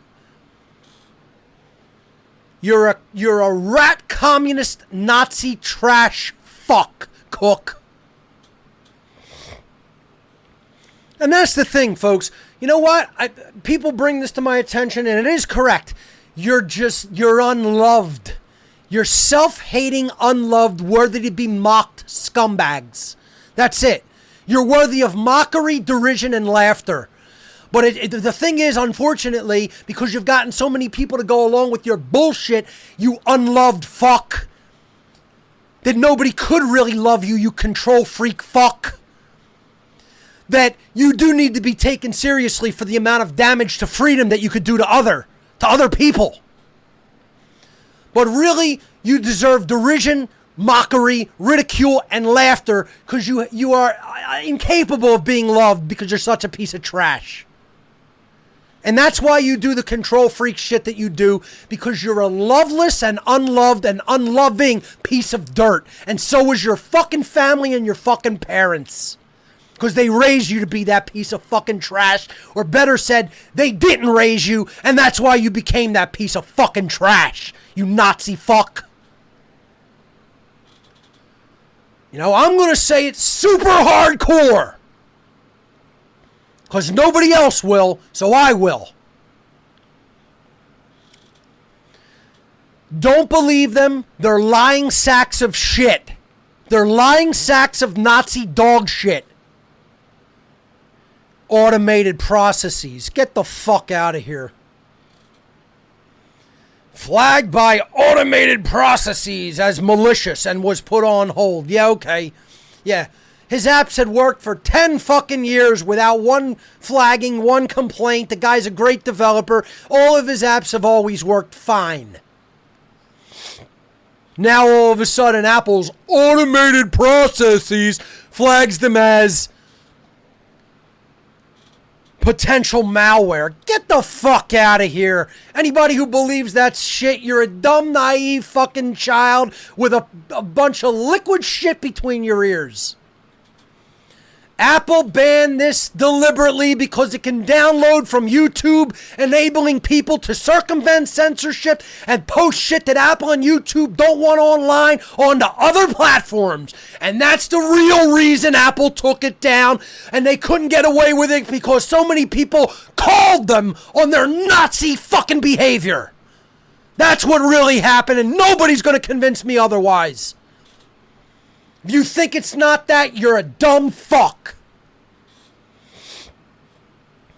So then he goes on to apologize. He's got to recompile. That's hard work doing all that, recompiling and redistributing and everything. So that's what really happened, folks. I want to clear the air about what really happened there. You want to read about it yourself, go to Charlie Monroe Software. Check out Downey. I get no kickback from that. I just think he's a good developer, and I bought and used his software. Then Apple dared to disable software I purchased and am running on my machine. Could you believe these Nazi fascist fucks? I don't believe you, Cookler. You're a fucking liar. Anybody with a brain in between their ears instead of a pool of liquid shit between their ears shouldn't believe you either, Cookler. All right, let me actually go back because I want to download Downey in real time and show you this. All right.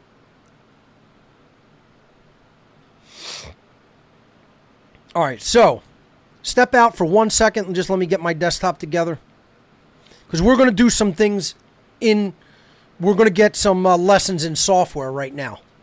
All right, so you just, good. All right, good. You can go back in. Okay, just wanted to make sure. Okay, you could download this as a trial right here. Okay, I already have it installed, but I'm just going to show you how it works. Okay, so you hit this, it'll download. My internet connection's very fast. It already finished. I'm going to hit that little magnifying glass and just show you that one more time, because I know I did it fast. Hit the download icon. Okay, it says that it downloaded already. It's complete. You can hit this little magnifying glass right here. That'll take you right to the download. All right, so then you can see it went out to the desktop. Here's the software. This is called a DMG. On the Mac, it's one of the two most popular software distribution mediums. File format. DMG stands for disk image. It's a virtual disk, like plugging a thumb drive into your computer. When you double click this, it mounts a virtual disk into the file system. Okay, so I'm going to double click it, and you'll see it's saying opening. It's mounting into the file system. Then it shows you this window.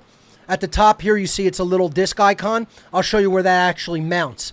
If I go to my main computer level here, which is the equivalent of Windows, this PC in the Windows File Explorer, right? Right here shows me all the drives that are mounted. So I have a network drive mounted. I have my internal hard drive, and here's Downey. This is a virtual disk. You know, double clicking it does the equivalent of plugging a little flash drive into the computer, even though there is no physical disk. So hence it's called a disk image or a virtual disk. All right, now it says you could install it by just, if you actually look here, this is a representation of what's in this folder. Okay, it's just two different views. All right, you could drag it right to the applications folder like that, and you see you get that plus, and if you drop it there, it'll actually copy it into the application folder. So then I can launch it from the application folder, which I have in my dock. There's Downey right there. Okay, I already have it installed. I have a folder called third-party software, so I'm actually going to take it out of there. I'm just going to hit open in Finder. I'm going to remove Downey from that directory. Okay, so I just want to show you how you get it installed on the Mac. After that's done, you could eject the disk image, and you could even toss the disk image if you want, which I'll do. So I just wanted to briefly show you that's a very quick software installation. I already had it installed here in my third-party app, so I'm going to just open up Downey 4. Okay, this is Downey. It's a very simple interface. Okay, and you know, you could peruse the menus. You know, there's different functions in the menus as with any other piece of software. You know, you could look at the preferences. Okay, you know, general preferences. You know, all kinds of settings, appearance. Do you want it in dark mode or light mode, etc.? Where do you want it to download? What do you want it to do with the history, items? You want to install the browser extensions? Okay, we can go endlessly through all of that, but you set it up how you like, and then, you know, you could just leave it there. You don't even have to have it open, right? Okay, I could even quit it, right? I put the browser extension in, and that's right here. It's right over here. See this icon I'm pointing to here? Up in the right-hand side? This is the Downey browser extension, okay? So it works in conjunction with the browser. You don't even need to use the browser extension. It's just a nicety. I'll show you how to use it with and without the browser extension, okay? Let's say you go to What on Earth is Happening, and you're looking through my videos. Here's a good example. Let's say you wanted to download the Natural Law documentary trailer, right? Okay? So you're watching this and you're like, oh, cool trailer. I want to download this, right? So there's a few ways you could do it. You could use Downey right on this page because it's embedded. But I like to just go right to the video. So you can click this white link at the top. That'll actually take you, it'll open up the YouTube page. Okay? So I right-clicked and I chose open in a new tab, right? And then there's my YouTube page with the Natural Law video. I don't even have to hit play here, okay? As long as this page is open, is up, right? All I got to do is now copy this URL. I could right click here and hit copy, right? So I'm in the title bar. You go to the title bar, right? And just right click, select all of what's in the title bar, right click and choose copy. All right, now I'm going to go to Downey. All right, so let me launch Downey. And now I just go to edit and hit paste. That's it. It sends that into Downey and watch it go. And done. That's it. That fast. If you blinked, you missed it. In my downloads folder is the file. Downloaded directly from YouTube. Okay? That's it. I could show you. I could double click this. It'll open my movie player. I generally use something called Movis. Humanity truly free? And, you can hear the sound. The video is Are playing. there universal laws? You get the idea. I now have the file locally on my own computer. If I wanted to upload this to any other platform, I could do it right now. As a matter of fact, I could even show you how to do that. Okay? So, because I want to show you circumvention procedures for internet censorship. Okay? So, now, I'm going to just trash that, and we'll do it again. So, I'm going to delete this, right? I'll empty the trash. That file is no longer on my computer. I'll leave Downey open. I'm going to go back into my web browser. And now all I'm going to do is hit this button here, which is the browser extension. What this does is it takes that URL and automatically sends it to Downey in the background, right? So I'm going to hit this. And now I'm going to go into Downey. You could see it's already there. Without even pasting it, it did that automatically for me. And that fast, it's downloaded yet again. Okay? Do you see the power of this, first of all? First of all, folks, most of you can't download YouTube videos that quick and efficiently. You don't know how to do it. And that's why you can't archive data from the internet, and you're not acting as redistributors of data. Because you're technological Luddites and or know-nothings. You don't know what you're doing when it comes to computing.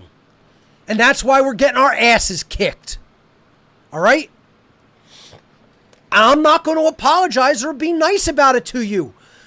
It's not, we're all good enough how we are. That's new age bullshit. You need a lot of improvement and a lot more knowledge. You're not good enough. If you were good enough, the world would be a freer place than it is today. Most people are ignorant bags of shit, and that's why the world's not fucking changing for the better. And they need to hear that and act on it. All right, so this is Downey and how to use it. It's very simple, folks. Everybody should already understand this. And if you're on Windows, just grab Media Human YouTube Downloader. And it basically does the same thing. Not as nicely, and certainly not as fast, I'll tell you that. It generally gets the job done, but guess what? This thing is fucking fast, boy. And it makes my job as an archivist simple by comparison. I use this every single day in my workflow. Every single day. And Charlie, thank you for writing software this good. You know what you're doing, man. You know what you're doing, unlike some developers. Most developers are junk.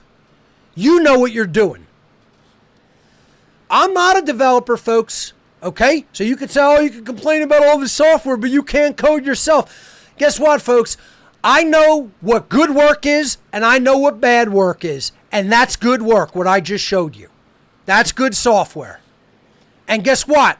I'll gladly pay for it, even though it's proprietary, working on a proprietary system, because guess what? It's better than anything else out there. Prove me fucking wrong, assholes who say, use this, use that. You've never seen anything work that fast. And if you tell me, you're a fucking liar, because I've used it all. I've used it all, and there ain't nothing out there that good. All right? And that's why I use Mac OS. I want an efficient, effective, easy workflow. And that's what does it for me. You don't have any right to tell me to use anything else. I'll use what I fucking want that works with my workflow. The end. I understand open source. I understand free software. I'm an advocate of it myself. The problem is most of it is shit. And that's why people don't want to use it. Get together, get your heads out from up your ass, all you fucking free and open software advocates and developers, because most of you suck fucking balls. Most of you. Some of you are good, most of you suck at what you do. Do better work, and more people will want to use your shit. And accept it, because that's the truth, you little fucking babies. They want to cry and complain. Why doesn't anybody use my software? Because your software fucking sucks, boy. Little boy. Write good software and people will want to fucking use it. Most of it sucks. That's not a blanket statement. Some of it's very good. But let me tell you something. Show me something that'll grab videos that fast from any website. You can't do it. I know you can't do it because I've tried. And I've used every platform. The other shit that's out there sucks at it. This is the best in class.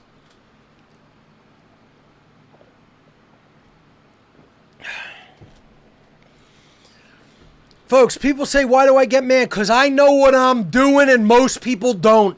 I understand what's going on and most people don't. And then they want to cry and complain to me that they know when they don't. Most people are know-nothing bags of dumb fucking shit who don't know anything about the first fucking thing going on in the world. And then they want to whine and complain to me like they do.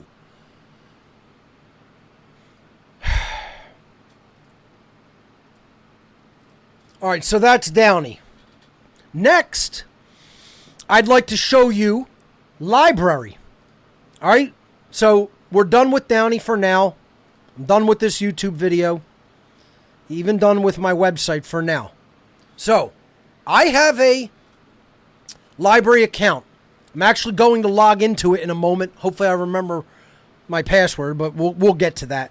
Anyway, this is the main library webpage. It's lbry.com. This is blockchain-based software that is specifically designed to taking back control of your content from YouTube. And they have here and Amazon. Library largely has their act together. They do need to improve their desktop software. However, it's a good start compared to a lot of other places. Okay? BitChute, I think, is also pretty well done. The guys at BitChute, I wish you well what you're doing. I think you're generally doing a good job.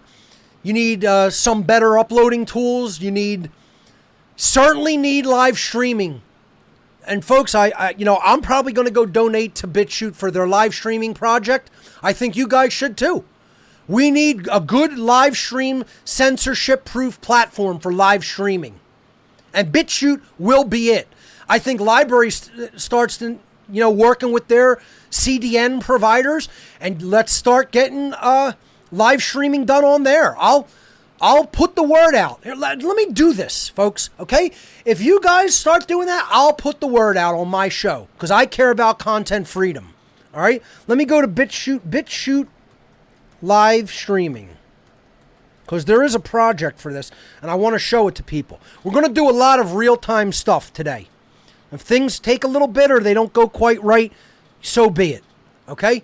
This is bitchute.com/funding/livestream. All I did is type into a search engine BitChute live streaming.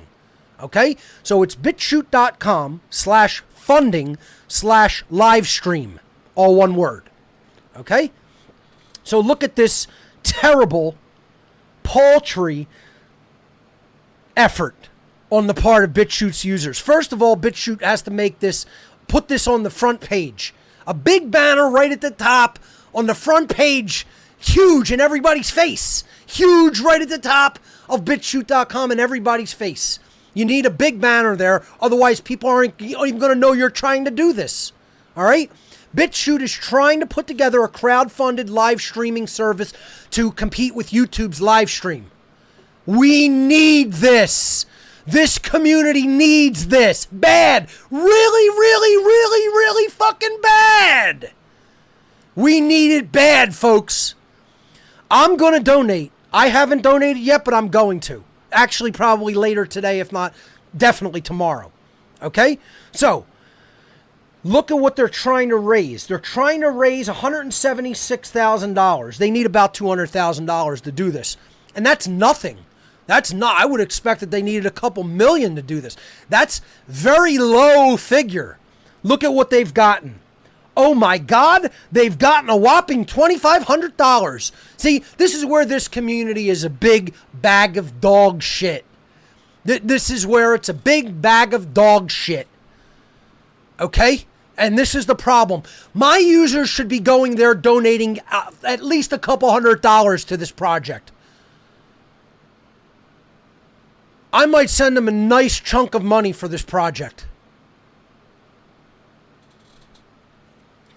These guys should be getting a couple million to do this. They're asking for less than $200,000 to get this done. And they'll do it. You have no idea how important it is and how much the human population needs this, where we're at. And they've gotten a measly $2,586.23 so far. That is utter trash.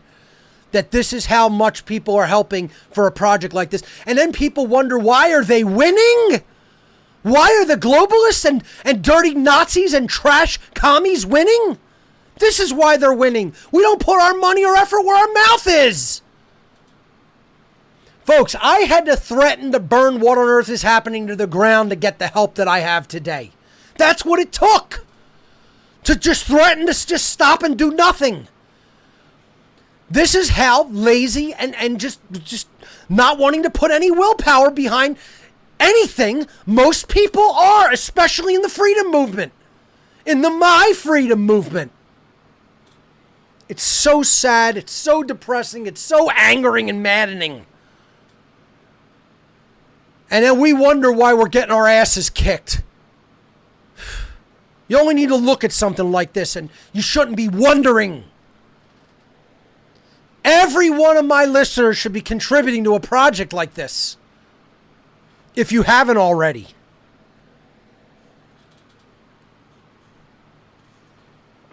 So, we need things like that. So I wanted to say these guys are helping avoid censorship. And this will help avoid censorship via the live stream. Okay? Look at how many people donated. 16 people! Look, please let me blow that up real big. All right? Can you see that, guys? Is that visible? 16 people! You think that's good enough? You think that's a good enough effort to beat Chinese-backed, funded globalists in their efforts? This is why they're beating the living shit out of us.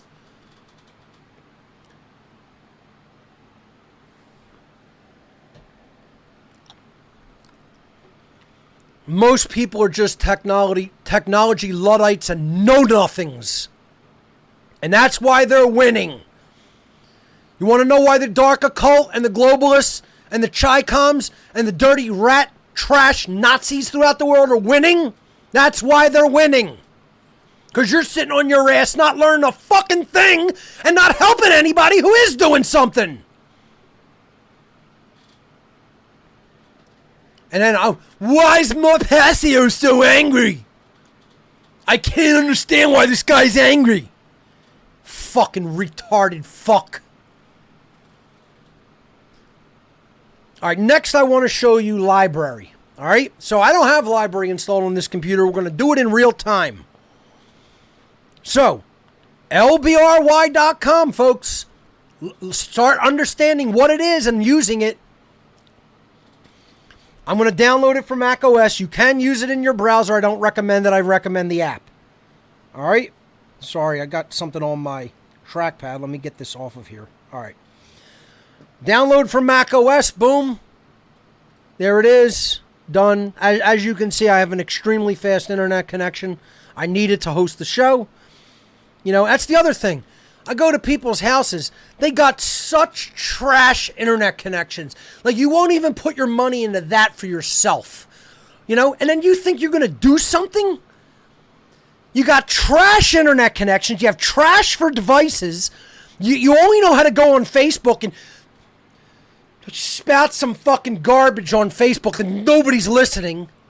You don't know how to make your own platform or content, and you think you're actually going to get something done using a phone on a garbage internet connection. Yeah, you'll get something done. You'll get your ass done with your middle finger in it.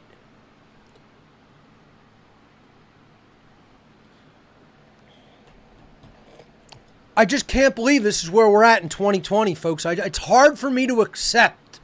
It's unfathomable. The level of ignorance that still abounds. Not only about morality and natural law, but in the technological space. And people haven't made the connection yet that you have to understand technology in order to publish the truth to the world about morality and natural law.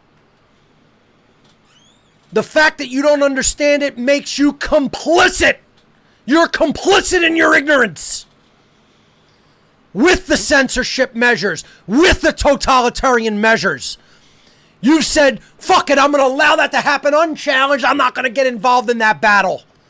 Let them do whatever they want. Let them take the world. Let them censor everything. You're complicit. And that makes you immoral, and that makes you involved in the crime. If you're not doing something to solve it. Yes, it does. That's you standing there watching someone be unrightfully murdered and doing not a damn thing because you're a coward. You're a know-nothing and a coward.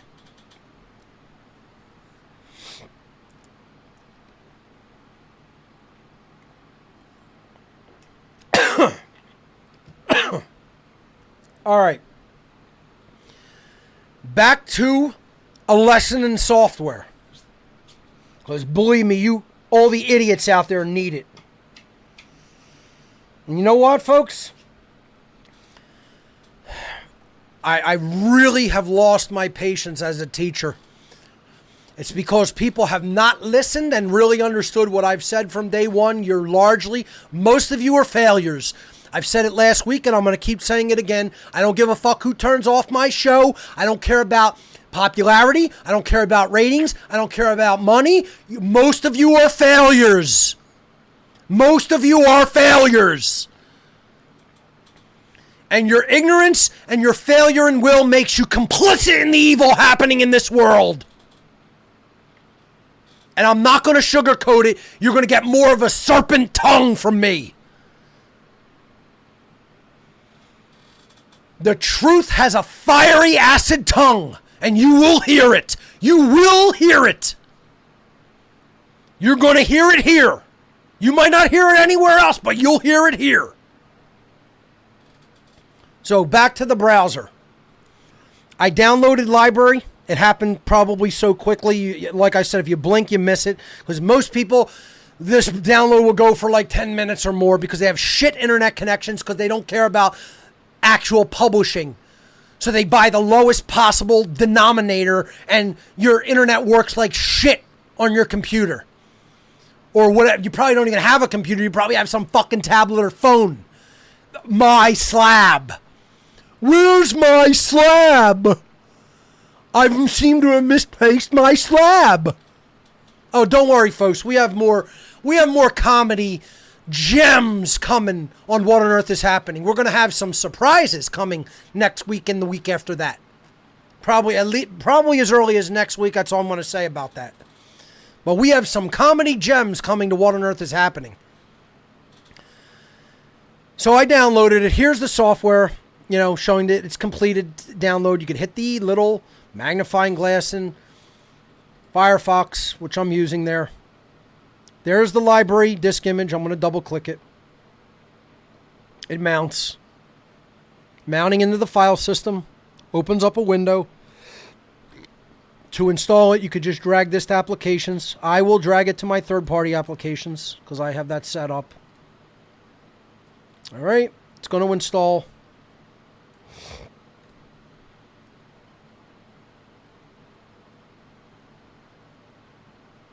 There it is. Right click, open it. Can eject the DMG. Saying, are you sure you want to open it? Yes. I'm going to trash the DMG. Sorry. Okay. All right, welcome to library. Can this app send information about your usage? No. Do you agree to the terms of service? Yes. Go. This is library. I hate light interfaces. I'm immediately going to turn that to the dark interface. That's what it looks like in dark interface. I'm going to sign in with this little icon right here. Sign in. Take it away from, while I sign in. Thank you.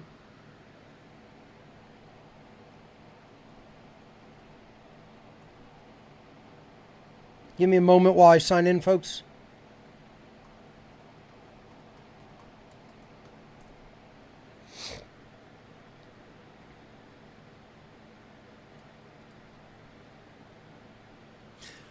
Leave it away from the computer. I have to grab an email in order to be able to do this. So just give me 1 second. They have a two-factor authentication on that requires email. So just 1 second, and then I'll be in the library and show you how it works. A lot of companies do this nowadays. They have a two-factor authentication. They'll send you an email, and you're not allowed to sign in until you actually click on that email verification link to prove that it is your account. So just give me 1 second. Okay, I got the email. I'm going to click the link in 1 second. I'm doing this from my phone.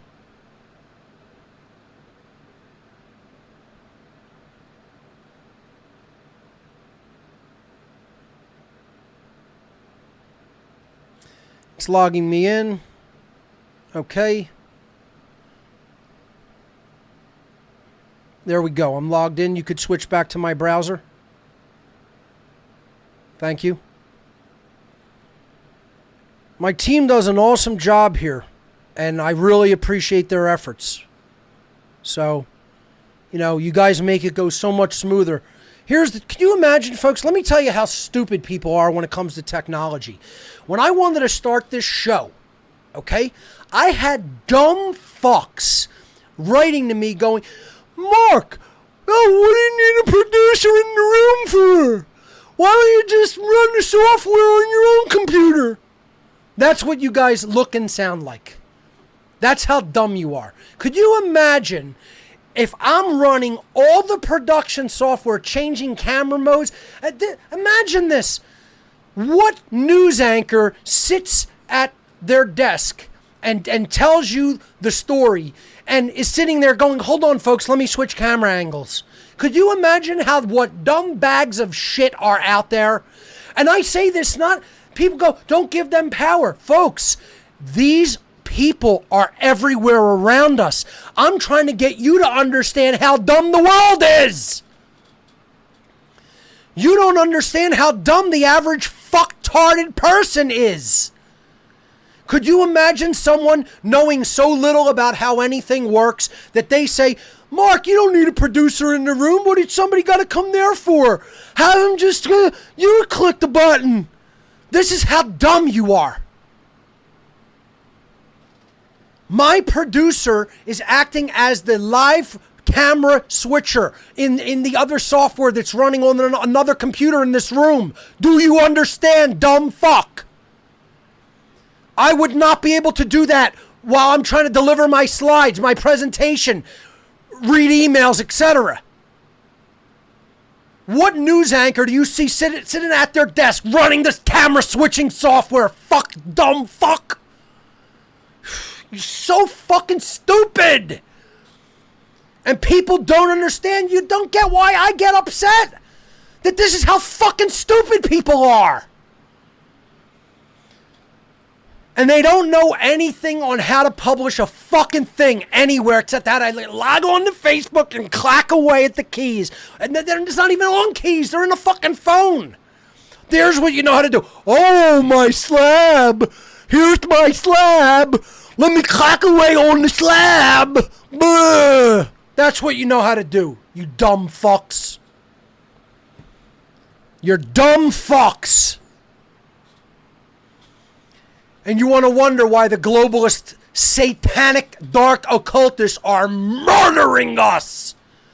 It's because you're dumb fucks that don't know how to publish the truth, dumb fuck. That's why. Boy, you're gonna get 3 hours hate today instead of 2 minutes. Back to library. I'm logged in now. I have a library account. Okay. So, I could click here, hit channels. That's my channel is at Mark Passio, all one word. I click that. This will show me my channel, like a YouTube channel. Here's the videos I posted so far. All right, let's post the natural law documentary trailer. Why not? Right? So what? It's going to break the monotony of just posting podcast episodes. All right? So, go right... sorry, not that one. I would go right here. See where I'm at here? The upload button. Right? Publish a file or create a channel. I'm going to hit publish. This is very simple, folks. There's no reason why anybody shouldn't be learning it and using it. It's not that complicated. Matter of fact, let me just put this in full screen. All right. I'll hit publish. Choose a file. Hit choose a file. I'll hit my downloads folder where I just downloaded that natural law documentary trailer.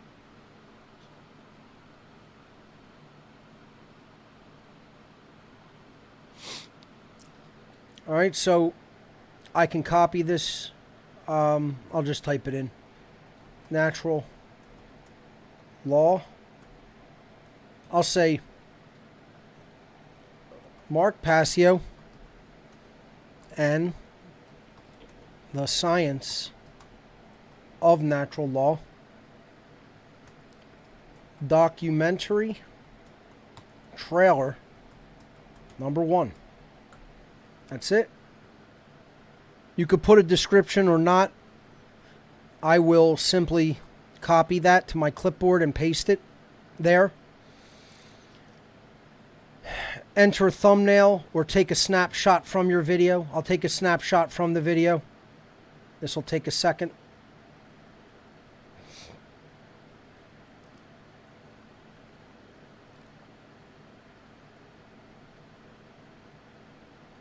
There. That'll work. Whoop. Let me do that again. I didn't pause it.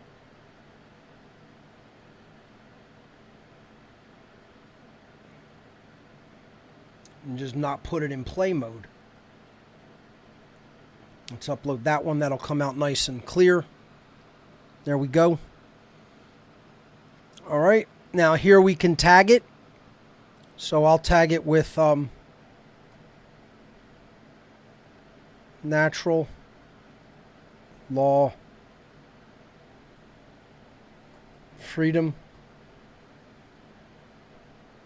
occult anarchy. Let me take out anarchy and just put morality.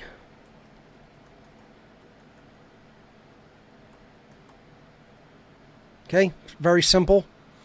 The channel, I have made a channel, so I'm going to use my own channel to post. Here, you can make a different URL. I'm just going to leave it like that. You could change the deposit in library coin. I'm just going to leave it at the default. That's advanced. I'm not even going to get into that. Okay. I want the content to be free. Okay, you could look at additional options, the language or the license type. I'll just leave those and hit publish. And I'm going to hit view my publishes. Upload will continue in the background. Please do not shut down immediately. All right. It's pending on library. I'll hit view publishes. It's going to confirm on the blockchain, and that's basically it. It'll confirm, and then it'll be available to play. That will not be an immediate process, but it will be relatively quick. Folks, that's how easy library is to use. If you're not using it, you want YouTube to take over the world.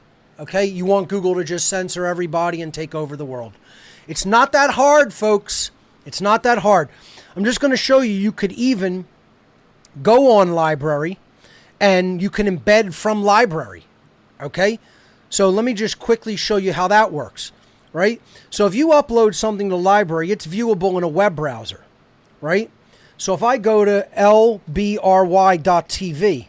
that is the actual library platform. LBRY is where you get the .com is where you get the software, okay? So you get the software from .com, but the content is available on library.tv, okay? So we're on library.tv now. Okay, I'll sign in, take it away until I sign in. I have to sign into this browser.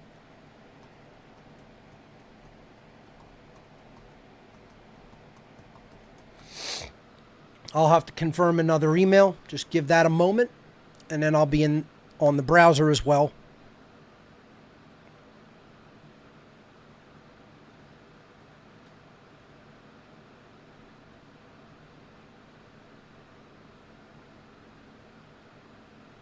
Take a second for the email to arrive.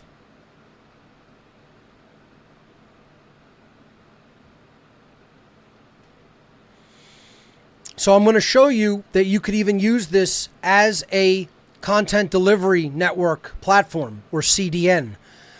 A library uses a CDN, and you could embed in your own website upon uploading to library and not have to rely on YouTube. I will be using this and not relying on YouTube anymore over time. All right, the email just came in. I'm going to sign in. All right, it'll take a second for it to establish the connection in the browser. It just did it. You can go back to the browser. Great. Okay, so I'm going to look at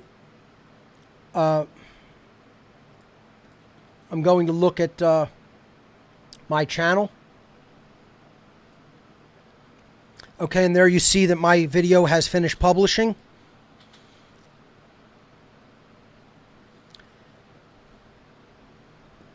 It's possible that it is still processing. No, there it is. It's playing. Okay. Yep, not yet. Yeah, I will get to that. Because we're going to... My producer's reminding me I haven't showed people the workarounds that I wanted to show them regarding how to go around censorship efforts. The second section of today's show is going to be on that. Okay, so I just want to show you. You could, play the video. Okay, Are it's there coming universal through. laws in effect You get the idea. But watch this. Okay, I can. that Whoops, apply sorry, to human behavior? hit the wrong one. I could right click here and I could choose View Video. Here's the magic of library, folks. Most people don't know how to do this, okay? And you can embed, I guess there's a share here, and that'll just show you the link. But let me just show you this, okay? Is this the embed? Yeah, that's the embed. They'll let you embed with iframe like that, okay? So you can embed right from there, okay? So I'll show you how I did that once again. You can hit share here. These little tag icon right there, hit that, and it'll give you the embed tag. That's the whole embed tag right there. You can, let me just expand that. You can copy this, and then you could paste that into your web page to embed. There's an even better way, I think, to embed. You could right click and choose View Video. That'll show you the MP4 video by itself. And this is a little advanced, okay? But I think it's worth showing people. See this URL here? You can go to the end of it and just tack on .mp4. So look at right here where I'm at, right? I tacked on .mp4 up there at the end of the URL. Hit return, that'll take you to the same video, right? But now, this whole URL, you can copy and you could embed that in a traditional HTML5 video embed tag in any site you want to embed it in, okay? For those who understand that. Again, that's a little bit techy and advanced, but that's how you can use library, use their own CDN. See, this is pulling from CDN library player.xyz up here in the address bar. And that's a permalink. That is a permalink, and you could embed directly with HTML5 without iframes that way. That's an excellent method, okay? Hopefully that will not change. The guys at library, don't change that. That's awesome. You are doing a good thing with that. Leave it like that, please. Okay? It's very well implemented. It's helping. You're helping. Keep helping. Keep it like that. Okay? You're doing good. You're doing well. All right? So, that's library, folks. Learn it. Use it. Okay? Let's help them to get streaming. If you guys build a streaming platform, I'll help promote it. Okay? Because I understand what you're doing and why. And it's good. BitChute, same thing. Okay, we need to get more people helping you guys get the streaming platforms up and running. You're off to a good start, though. All right? This is what helping really is in the effort to get the word out, folks. It's getting up off your ass and doing something. Let me tell you something. These guys are doing something. All right? So that's library. That's all I want to talk about there. All right, let's go back to the computer, and I want to show you a couple other things. I'm going to quit out of library. Now, I want to show you what to do if you can't run an app. And this is pretty advanced, okay? The first thing you got to do is you got to get Gatekeeper turned off, okay? So let me show you what Gatekeeper on the Mac is. This won't apply to Windows people or Linux people. And guess what? I'm going to take the time to explain it because I think Apple has been the biggest rat fascist trash on the whole computing sphere of influence. And that's why I'm going to take the time to tell people how to do this. Here's how you turn Gatekeeper off on the Mac. Here's where it is. It's in System Preferences. How did I get to that? Apple menu, System Preferences. Conversely, you can go into the main applications folder with the Go menu, like that, and scroll down and open System Preferences. Okay? That's simple. All right? Get System Preferences open. You go into Security and Privacy. Now, in here, under General, there will be usually only two settings here. Allow apps downloaded from the App Store or Apple Store, App Store, and identified developers. You see mine has a third option, Anywhere. I have enabled that through the command line or terminal of Mac OS.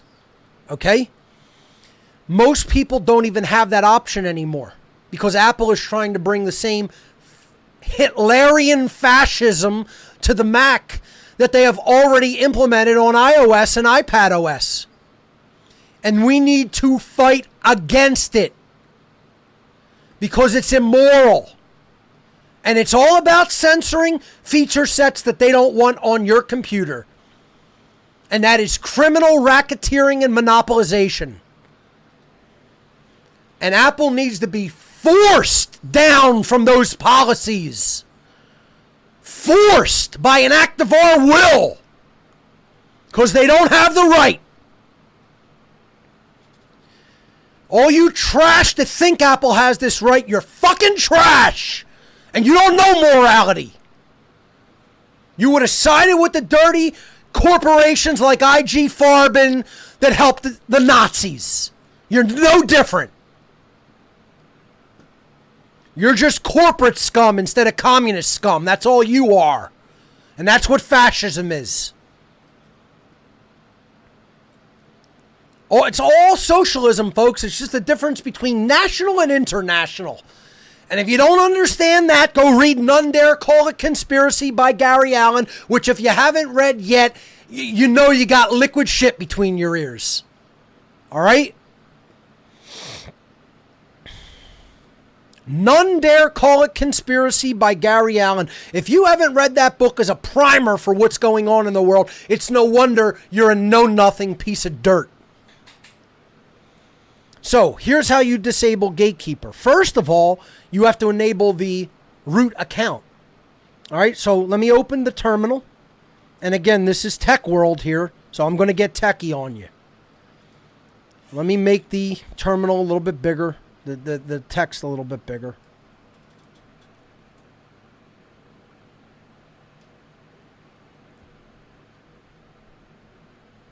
Let me run this, because I do want to update the terminal. Can you take it away so I could... it's not going to show my password anyway, but yeah, thank you. All right. Let me clear, and then you could put it back on. So I'm at the shell for in my account. Mac OS is built on top of Unix. I just want to make the default text a little bit bigger so it's easier to see. Just give me a second and I'll do that. Let's make it nice and big so it's easy to see. And reopen. All right, let's open a new terminal window. Okay, you can go back to it. Thank you. Okay, great. All right, so that's a little bit easier to see. Okay, so to enable the root account at all on a Mac, you have to type sudo space passwd space root. This will enable the root account. My root account it'll ask you for your password, then it will ask you to set a root password. Okay? So I've already done this. Okay? My root account is enabled, but that's the command to do it. Sudo password root. sudo space passwd space root, then hit return. It will ask you to authenticate your account password. You have to put your own password in.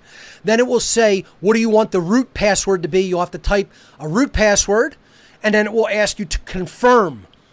So you'll put your own password authentication in first for your own account. Then you will set a new password for the root user account. Once you have root access, then you will be able to disable Gatekeeper. As a matter of fact, you can do it without doing that. That's actually an additional step. You could use the sudo command to do this, and then it will disable Gatekeeper with your own password. I don't think you even need to enable the root account, but if you want to enable it, you could do that. Okay? So here is the password to turn not the password, but the command to turn Gatekeeper off. I'll actually post this in a document with the podcast. Okay? The command to turn Gatekeeper off is sudo space spctl space -- master -- disable. Okay? So I'm going to copy that to the clipboard. I'm going to paste it in, and I'm going to hit return. It'll ask for your account password. You could type that in. That's okay. It won't show it in the terminal. Okay? And you can see it took the command. The next thing is to prevent Gatekeeper from rearming. You type this one in. It's long. I'm not going to read it. I will post it with the podcast. Okay? Copy that. Paste it. Hit return. You'll already be authenticated and it's done. You will now be able to run third-party software from anywhere on a Mac.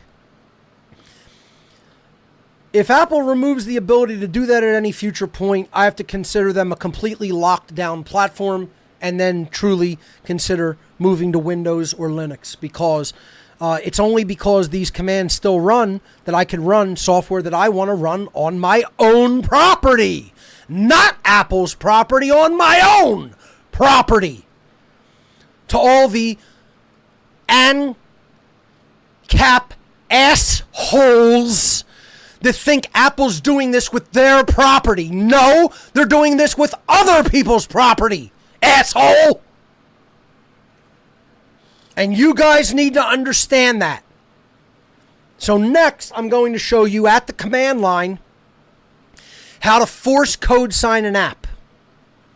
So let's say an app was not, Apple decided in their infinite wisdom to revoke a signing certificate. Okay?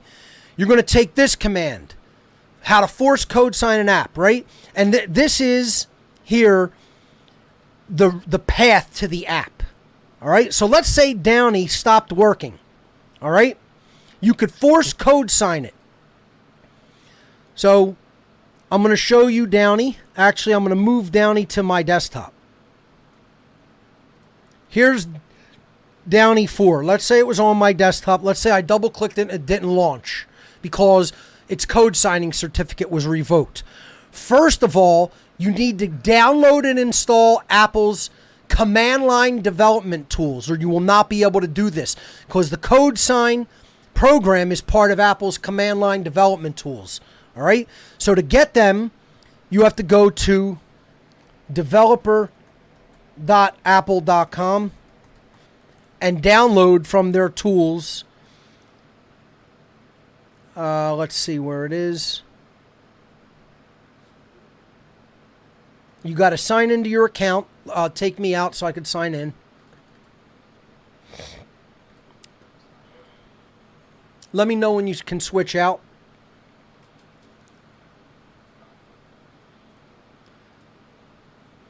There we go. Okay. And I'll sign in here.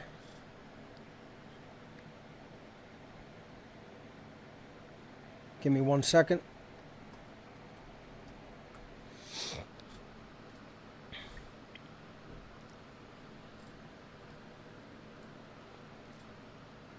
I'll let you know when I'm signed in. There's two-factor authentication.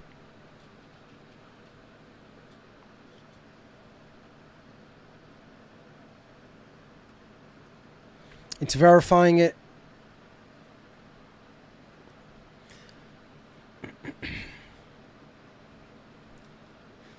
All right, you could switch back in. Okay, so this is Apple's software for developers. You're going to have to hit this link more right there. And then in this list, you want the command line tools for the non-beta version of Xcode. I don't recommend using the beta version. So you're going to look down here. Right here is the most recent non-beta. Command line tools for Xcode 11.5. I've already downloaded and installed those, so I'm not going to do that again. Okay? But that's what you would have to download, and it's a package installer. You'll run the package, and then you'll have the command line tools for Xcode. Okay? Once you do that, then you can enter into the terminal the command that I was previously showing people. I'm going to go back. You can force code sign an app. So this is the base command right here. Sudo code sign -f-s -deep.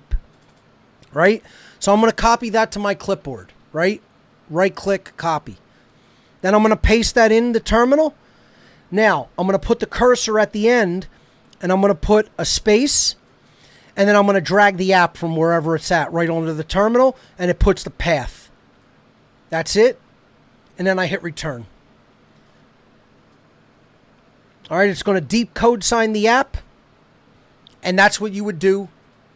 Hit the return key to view the license agreement. You have not agreed to Xcode. Okay, I would have to actually agree to the license agreement for Xcode. So that's one of the reasons that it's a little bit longer of a procedure. You have to hit the return key to view the license agreement. Okay, let's see what happens. Okay, software license agreement. I have to go to the end of this and then agree to it.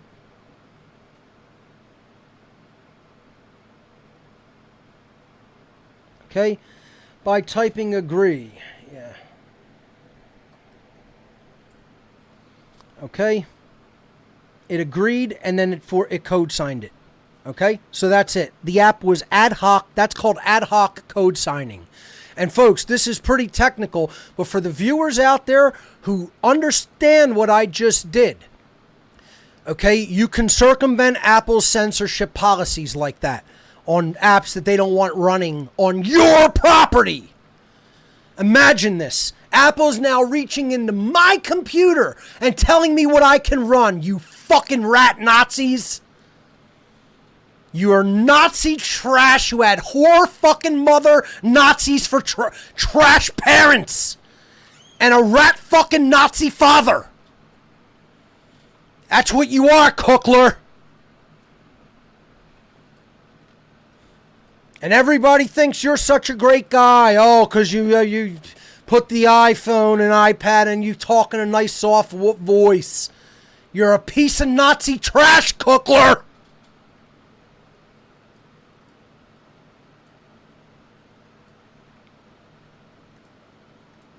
So, you won't stop me, Nazi. You won't stop me, communist.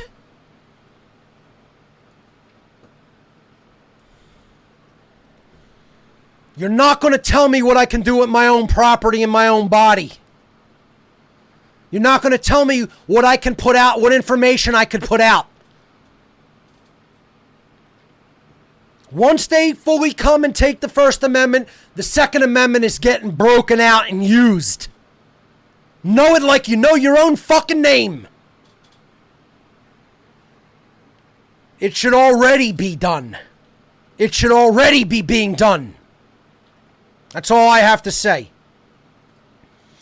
Now, admittedly, most people are not going to know how to do anything like that. All right? But there it is. You'll have that. I'll put that in a document, a simple text document. I will put it in, and you will be able to understand how to turn Gatekeeper off and how to ad hoc code sign. You will need the Apple command line development tools.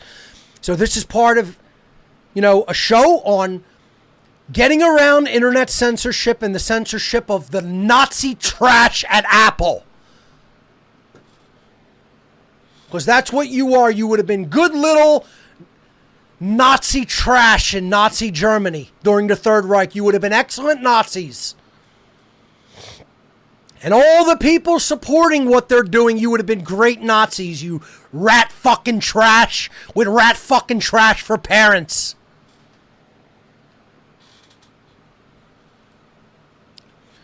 Let's go back. I want to show people another excellent resource. This is called Unblock It. And they do something that's very smart to keep the censors from being able to track their hosting providers. They change their domain pretty much every month or two, which is a great idea. So they used to be on unblockit.one, O-N-E. Now they're on unblockit.win. So unblock it for the win, okay? Unblock It is a site that tracks all of the deep web websites. So everything on here is deep web, which means it is unindexed by the major search engines. How a search engine works is it goes out, it sends a little web app out on the internet that does what's called spidering, okay? It spiders a website, and it basically indexes some of the content, namely the major text on a web page. And then it indexes that in a big database, which is the search engine, and then it has algorithms to search through that data and bring back web pages that are clickable results. Most people should understand that that's how, in general, without going into a really technical explanation, how a search engine works. Well, all a search engine needs to do to basically block a website from being reached from them, from their web page. In other words, all Google would need to do to prevent people from ever reaching a website through Google is to put into their search engine program algorithm, the code of their search engine app, do not index this top level domain. The spider should just not visit it. Therefore, none of the text will be captured, and nobody can search it. And that's it. The end. And then you don't even know it exists. Dumb fuck. Right? That's all. All the dumb fucks who don't know that there's more to the internet than what Google shows us. As a matter of fact, do you know how much of the internet conservatively Google shows us? About 7%. And some people say it's less than that. It's 5 or 3%.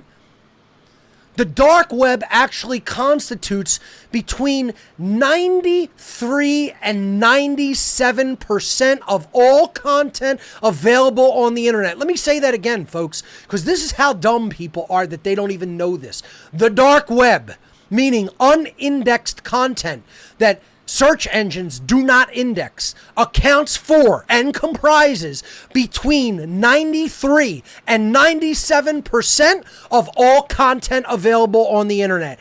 Think about that for one moment. And that's true. Those are true statistics. Look it up and understand what that means. That means that you are prevented from being given search results for over 90%, on average 95% of all the available data on the internet. And you wonder why people aren't enlightened. You wonder why they're not getting it. They don't know how to get it. Because all they know how to do is grab my slab. Let me grab my slab and thumb some garbage into it like the dumb fuck that I am. And then Google's going to show me what's out there. Facebook's going to show me what's out there. I'm going to have some nice comedic things for you guys that I'm talking about, you Luddite dumb fucks out there that you rely on muslab. Why don't you just strap it to your fucking head, or better yet, strap it over your fucking mouth as a mask? So we don't have to hear the fucking liquid sewage that pours out of your gullet.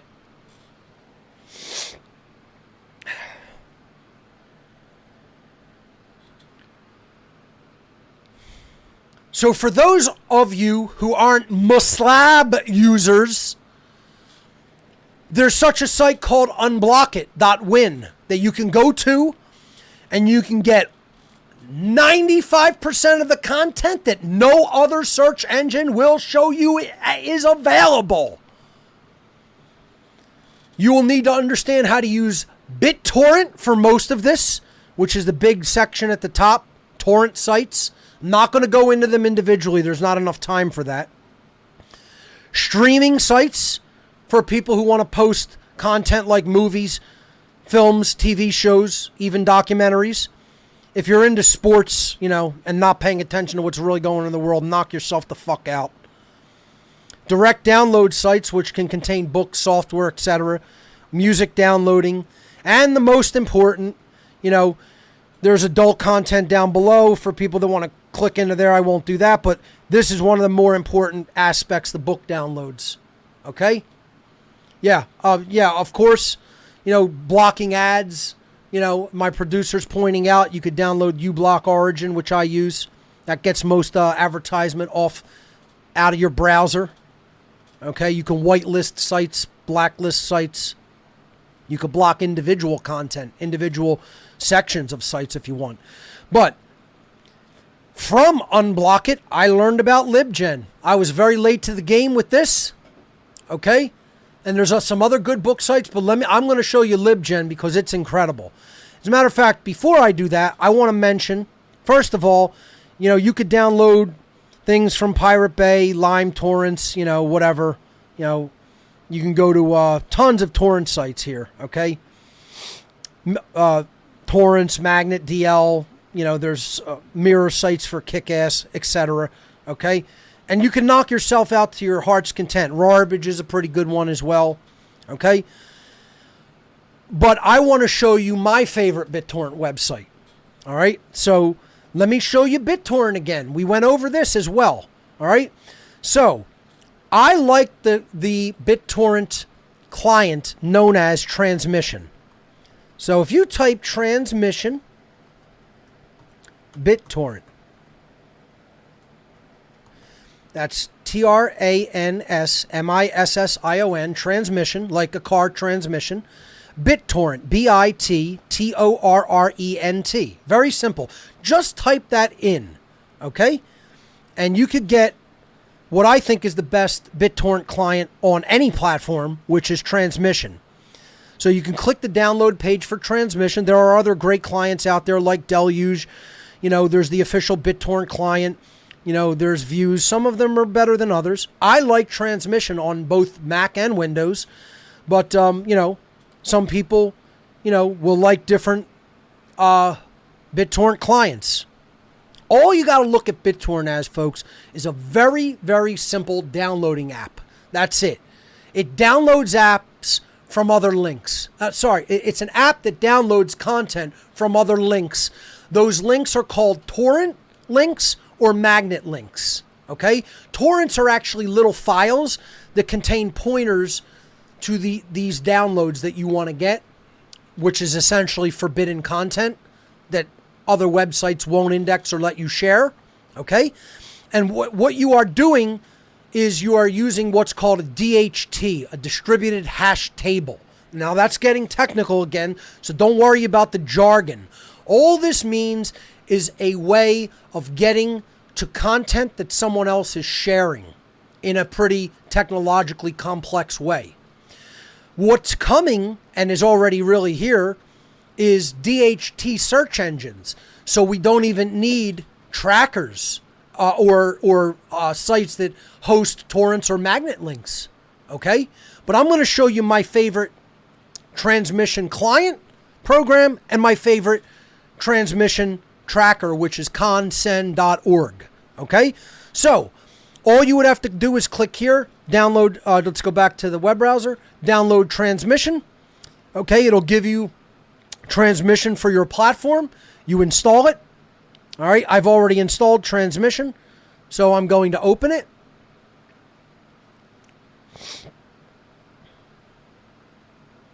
This is what it looks like. It's a very, very, very simple interface. Okay, it's just a downloader. That's all it is. All right, now I'm going to take you to my favorite BitTorrent related website, which is consend.org. So that's CONCEN.org. Consend.org. When you get there, this is basically what the site looks like. Okay?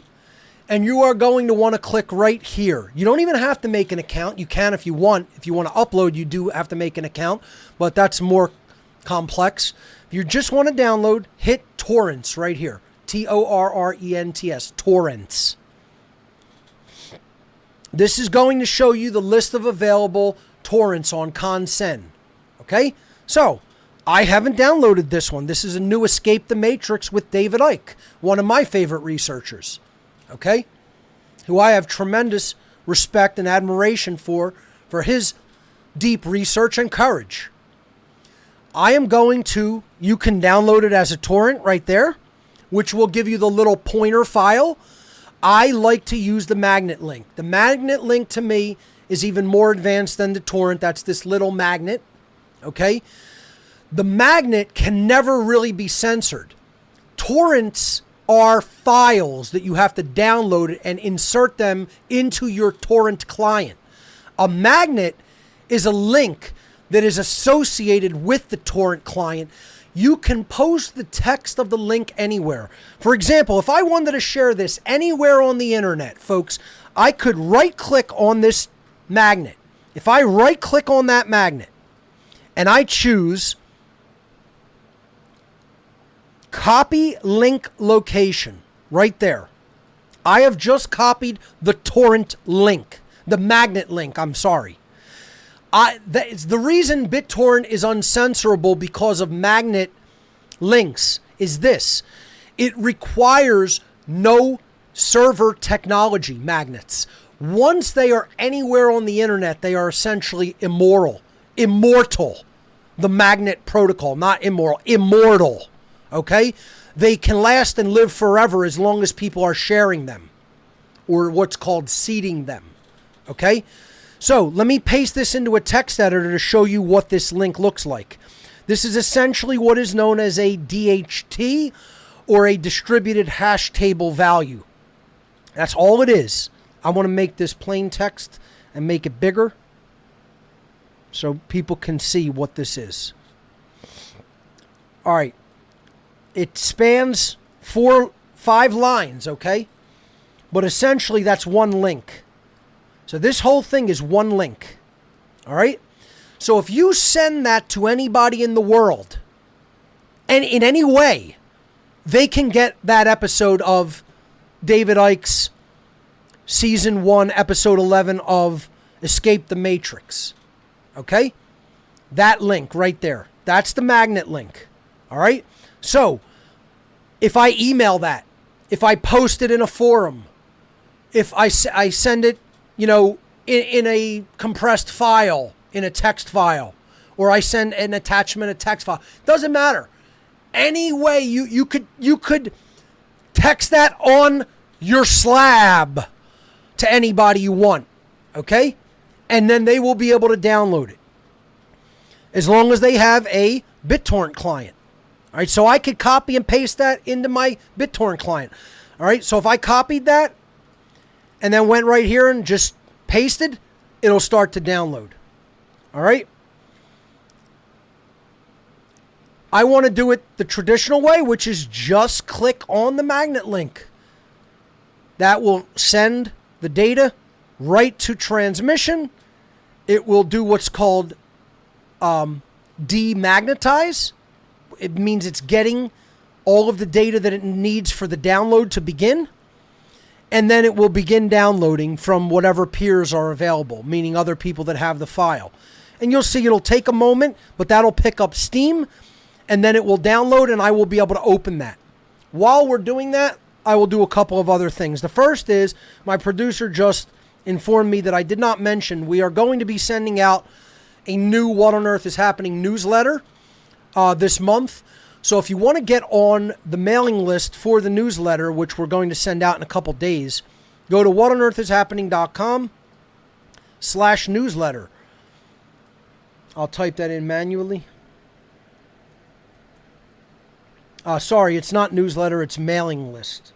I think it's mailing dash list. Let me just find out. I'm sorry, it is mailing dash list. whatonearthishappening.com/mailing dash list. Conversely, you can simply click the icon. Let me go back to the home page. You could also click the icon. It's a little way down the page here. Right above social media, it says What on Earth is Happening mailing list. You can click that, and that'll take you to that page. But that's the URL, whatonearthishappening.com/mailing dash list. Also, folks, I made my entire site secure socket layer. I really should have done that a long, long time ago. I only made certain pages with form data SSL. Most websites are just going full SSL. That just means better client to server security measures, so that you know you're interacting with my website and it's not a counterfeit site and your data isn't being intercepted en route. My whole website is now SSL secured. So, should have done it a long time ago, but finally got around to doing that on the entirety of the site instead of just certain pages. Just wanted to mention that. But if you want to get on the What on Earth is Happening mailing list, we're going to be sending out a new newsletter this week. So that's the site to go to if you want to do that. Very simple. You just put your first name, last name, and email address. If people put fake data in here, I will find your IP and ban you from the whole website forever. Just so you know. I don't play fucking games. I'll find your IP and you'll be banned forever. The end. You'll graduate from Hacienda University. It'll be Hacienda U for you. All right? That's how that'll work. So, back to transmission. You can see it's downloading. While that's doing that, I want to show you one of the greatest resources on the internet, which is LibGen. So everybody should know, unblockit.win. Spread it everywhere. Okay? Unblockit.win. They will not censor us. We will continue to create. This will get bigger and bigger and bigger and bigger, and more sites like this will come up the more they try to censor internet content. You won't win, Nazis! You won't win, communists! You're not going to censor the truth! You can try all you want. 1,000 technologies will rise. And we will continue to put the word out. That being said, here's one of the greatest areas of the internet that I have ever discovered and use every day from learning about it on Unblock It when I learned about that. This is LibGen, Library Genesis. The site is libgen.is. Okay? There's many mirrors for this. You could find just about any book that you want to look for. Okay? You want to download Jeremy Locke's The End of All Evil? Type Jeremy Locke, End of All Evil. Hit search.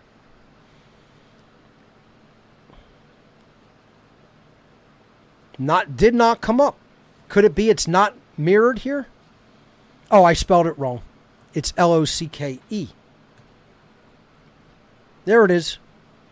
There it is in PDF and EPUB format. Okay? So be careful with your spelling. You pretty much do have to be precise. All right? But you name the book.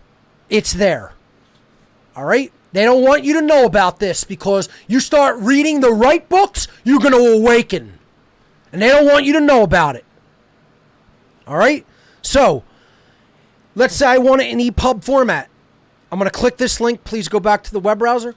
I'm going to click this link right here. Right? That will show me where this book is available as an EPUB, which is an electronic publication, meaning flowing text, not static text. Okay?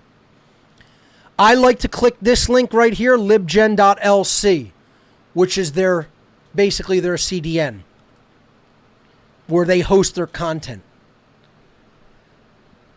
By the way, let me just show you this again. This section called mirrors, you could read all the metadata about the book over here. But this section right here is mirrors. That means places that it's available for download. That's these links across the bottom. Okay, and you can see it's available in other protocols. Torrent, Direct Connect, eDonkey, Nutella, old school file sharing protocols. Torrent file right there, and other mirrors. Okay? Actual direct download sites. I like to use libgen.lc. You can use whatever you want. Okay? I find this one very efficient. Hit this get link. The EPUB will transfer to your computer. That's how fast it finished. You hit this magnifying glass. Here's the book. I can right click, choose open. That'll open in books. I could also go to open with, open it in other content. We're running out of time. Here's Jeremy Locke's The End of All Evil. I'll make that full screen just to show you. It is the full book. Something's wrong with this one.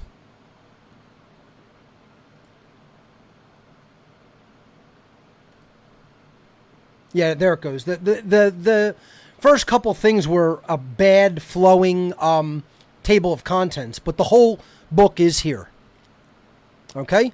So you can read that like that. You want to download None Dare Call Conspiracy by Gary Allen? Let me minimize this and go back to LibGen.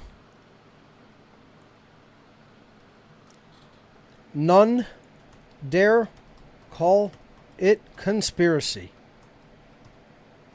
Gary Allen. Here it is. Going to show people the EPUB version. I'll download it from libgen.lc. We're rapidly running out of time. We're going to get cut off by the outro in a moment. There I downloaded the book. Show it in the Finder. See if I can get it open before we're cut off. There it is. Folks, this is how you circumvent internet censorship. Go back to it real quick. I want to just show you the David Icke book. The David Icke video is almost finished. Okay, there's the whole none dare call conspiracy. Let's see if I can get this, if this finishes. Now we got cut off. Well, it's going to finish in a couple seconds, folks, but there you have it. That's all the time we have for this edition of What on Earth is Happening. I hope you learned something really powerful on today's episode, because, folks, I hit you with some internet gold on this episode if you understand what I just showed you. We'll see you right here next week, and remember, government is slavery.